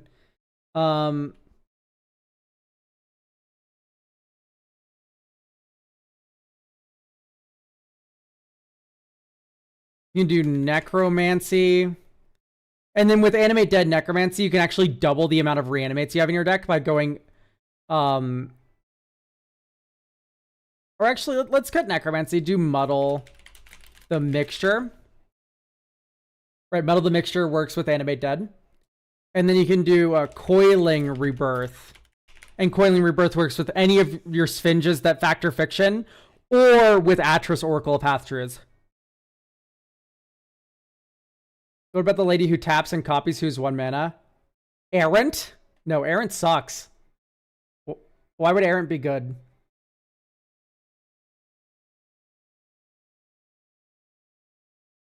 Deal another hand. Good draw. Misty Rainforest. Crack Misty Rainforest. Meticulous Archive. Graveyard the Sphinx of Athun. Verdant Catacombs. Pass. Crack it. Get Undercity Sewers. This is why Surreal Lands are broken, by the way. Bloodletter. I'll graveyard that. I do think Bloodletter might be a little bit optimistic, but here we are able to cast it, so... Okay. Celestial Toymaker. Bye, Ruby. Thanks for stopping by. We do control the swamp. Pass. 1, 2, 3, 4. Factor Fiction on your end step. Alright, chat. What's my piles? Give me my piles, chat.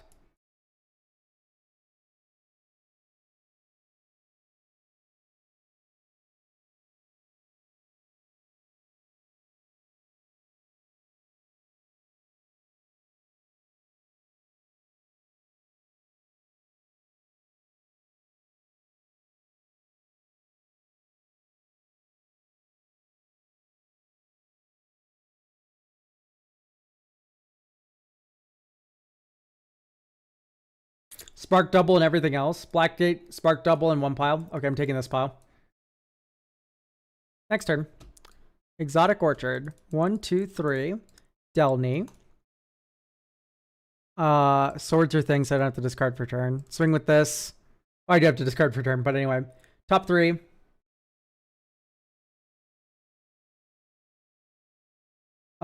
Face down. Face up, face up.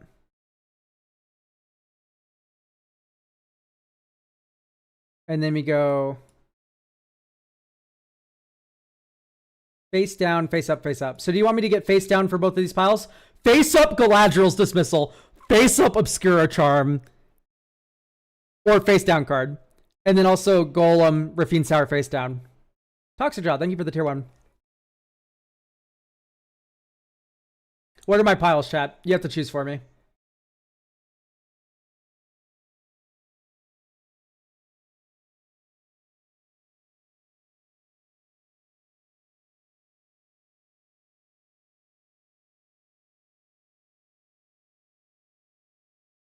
Am I still live? Pick for me, chat. Come on. Face down the Galadriels. Okay.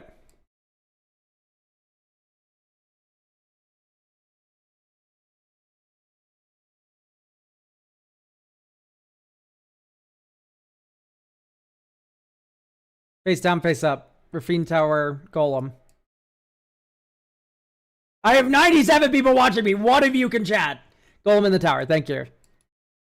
Took you long enough. Okay, move to discard. 1, 2, 3. He's going to graveyard. Okay, next turn. Wait, did I discard an untapped land? Yes, I did. There we go. So here you go. Blue, blue 1. Muddle the mixture. Get Animate Dead.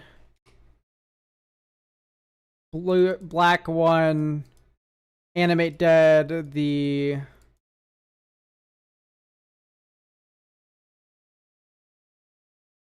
Probably get Spark Double.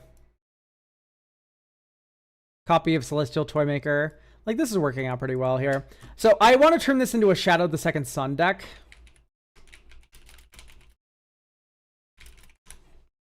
Because I do think untapping your toys at end step is very strong. Just because you have so many instants.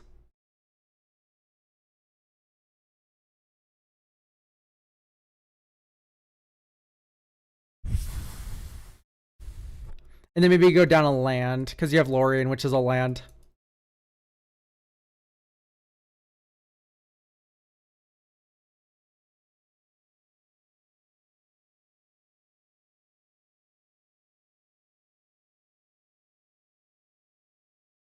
Goodbye, Lewd Lemons.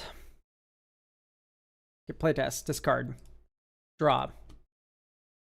Dink, K9. Dink, here's Starfield Shepherd to save the day. Get us some basic planes. Next turn. Planes, we would have drawn a land anyway, but... Dink. Aha, it has Ward 1. Crack, Misty Rainforest, type Island. Get Hollowed Fountain. You go 1, 2, 3, 4. You do Atris, Oracle of Half-Truths. You attack with the Celestial Tormaker. Each opponent loses 4 life. Next turn. 1, 2, 3, 4. You can just hold up Counter Magic too, which is honestly what I might do in this situation. Oh, well, you attack with... You would have gotten a card from the piles you made. Right, like at least 1 land. You attack with this. Hold up Counter Magic, hooray. Boulder, Colorado reference. I don't live there. I live in Denver, but still. Sorry, YouTube. That made no sense to you. The part of the Highwayman played that where he said Boulder, Colorado. Irenicus is Vile Duplication on Celestial Toymaker. Like, okay, you got your engines churning here, you know?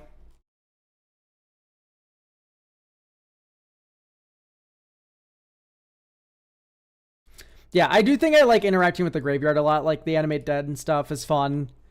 Right, like the little reanimator thing we added here.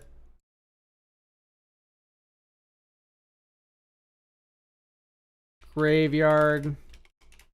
from library. Are there any cool cards like this?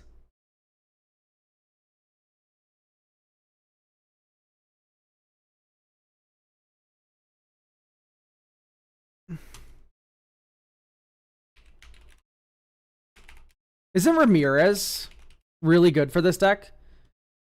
Choose up to one target card in a graveyard that was discarded or put there from a library this turn. Like, that works with Fact or Fictions. Although it doesn't work with the Toymaker because he works from exile. That's really funny. Is the Esper Ultimatum good? No, it's funny, though. It's really funny, so I want it in the deck because it's funny. Is that so wrong? If anything, if you want to support this a little bit better, you can run Brain Surge and Brainstorm. Right, now you can stack broken cards on top.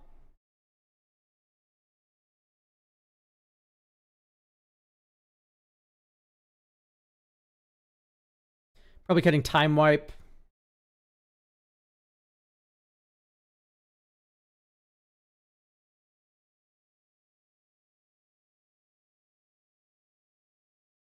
Star baby.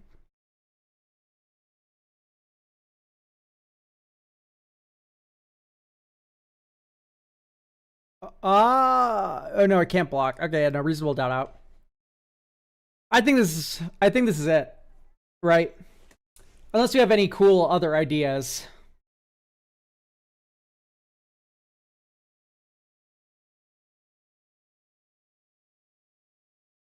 But I like the mix of Sphinx, Reanimator. Like, that's cute. I think maybe Bloodletter comes out.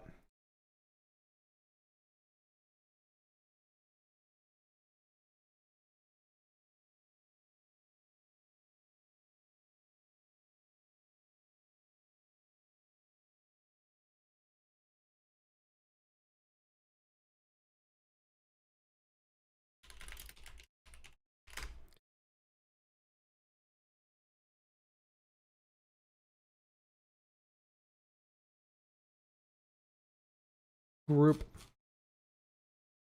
So pile would be a better word.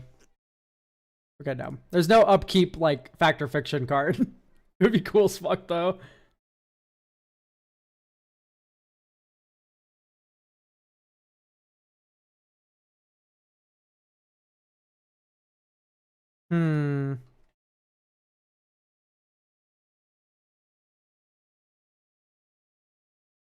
Could do like a Mnemonic Deluge thing. Although I don't know how we're getting that much mana.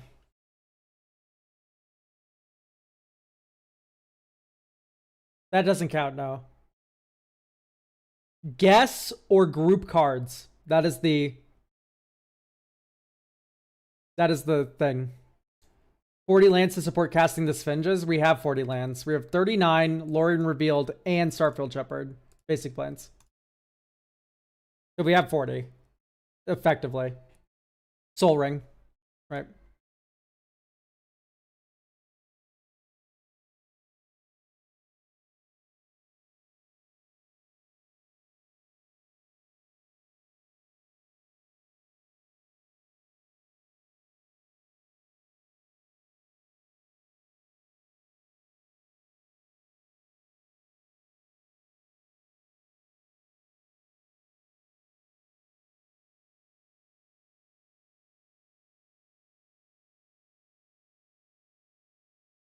Extra end step Yasholta. Why? Oh, I guess because you get like Celestial Toymaker stuff. You get double the drain.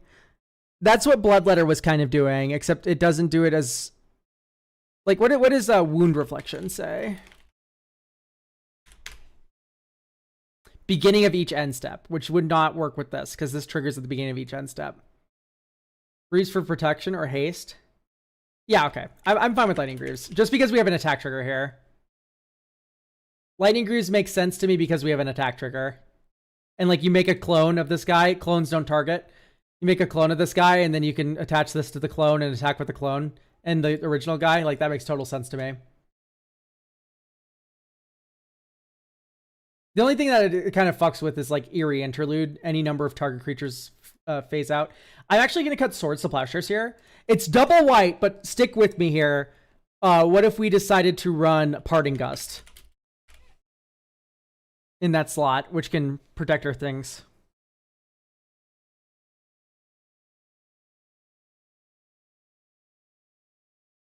And we went up a counter spell in the end with Muddle the Mixture, even though we ended up cutting one.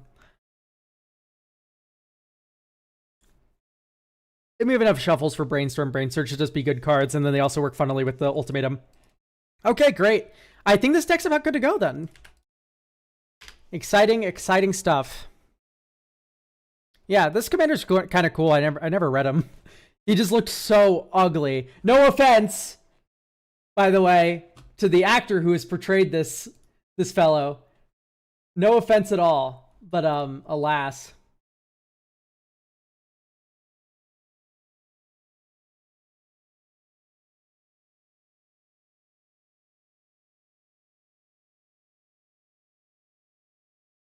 Okay, great. Thank you all for watching. I think that does it for the stream on YouTube. Twitch, stick around.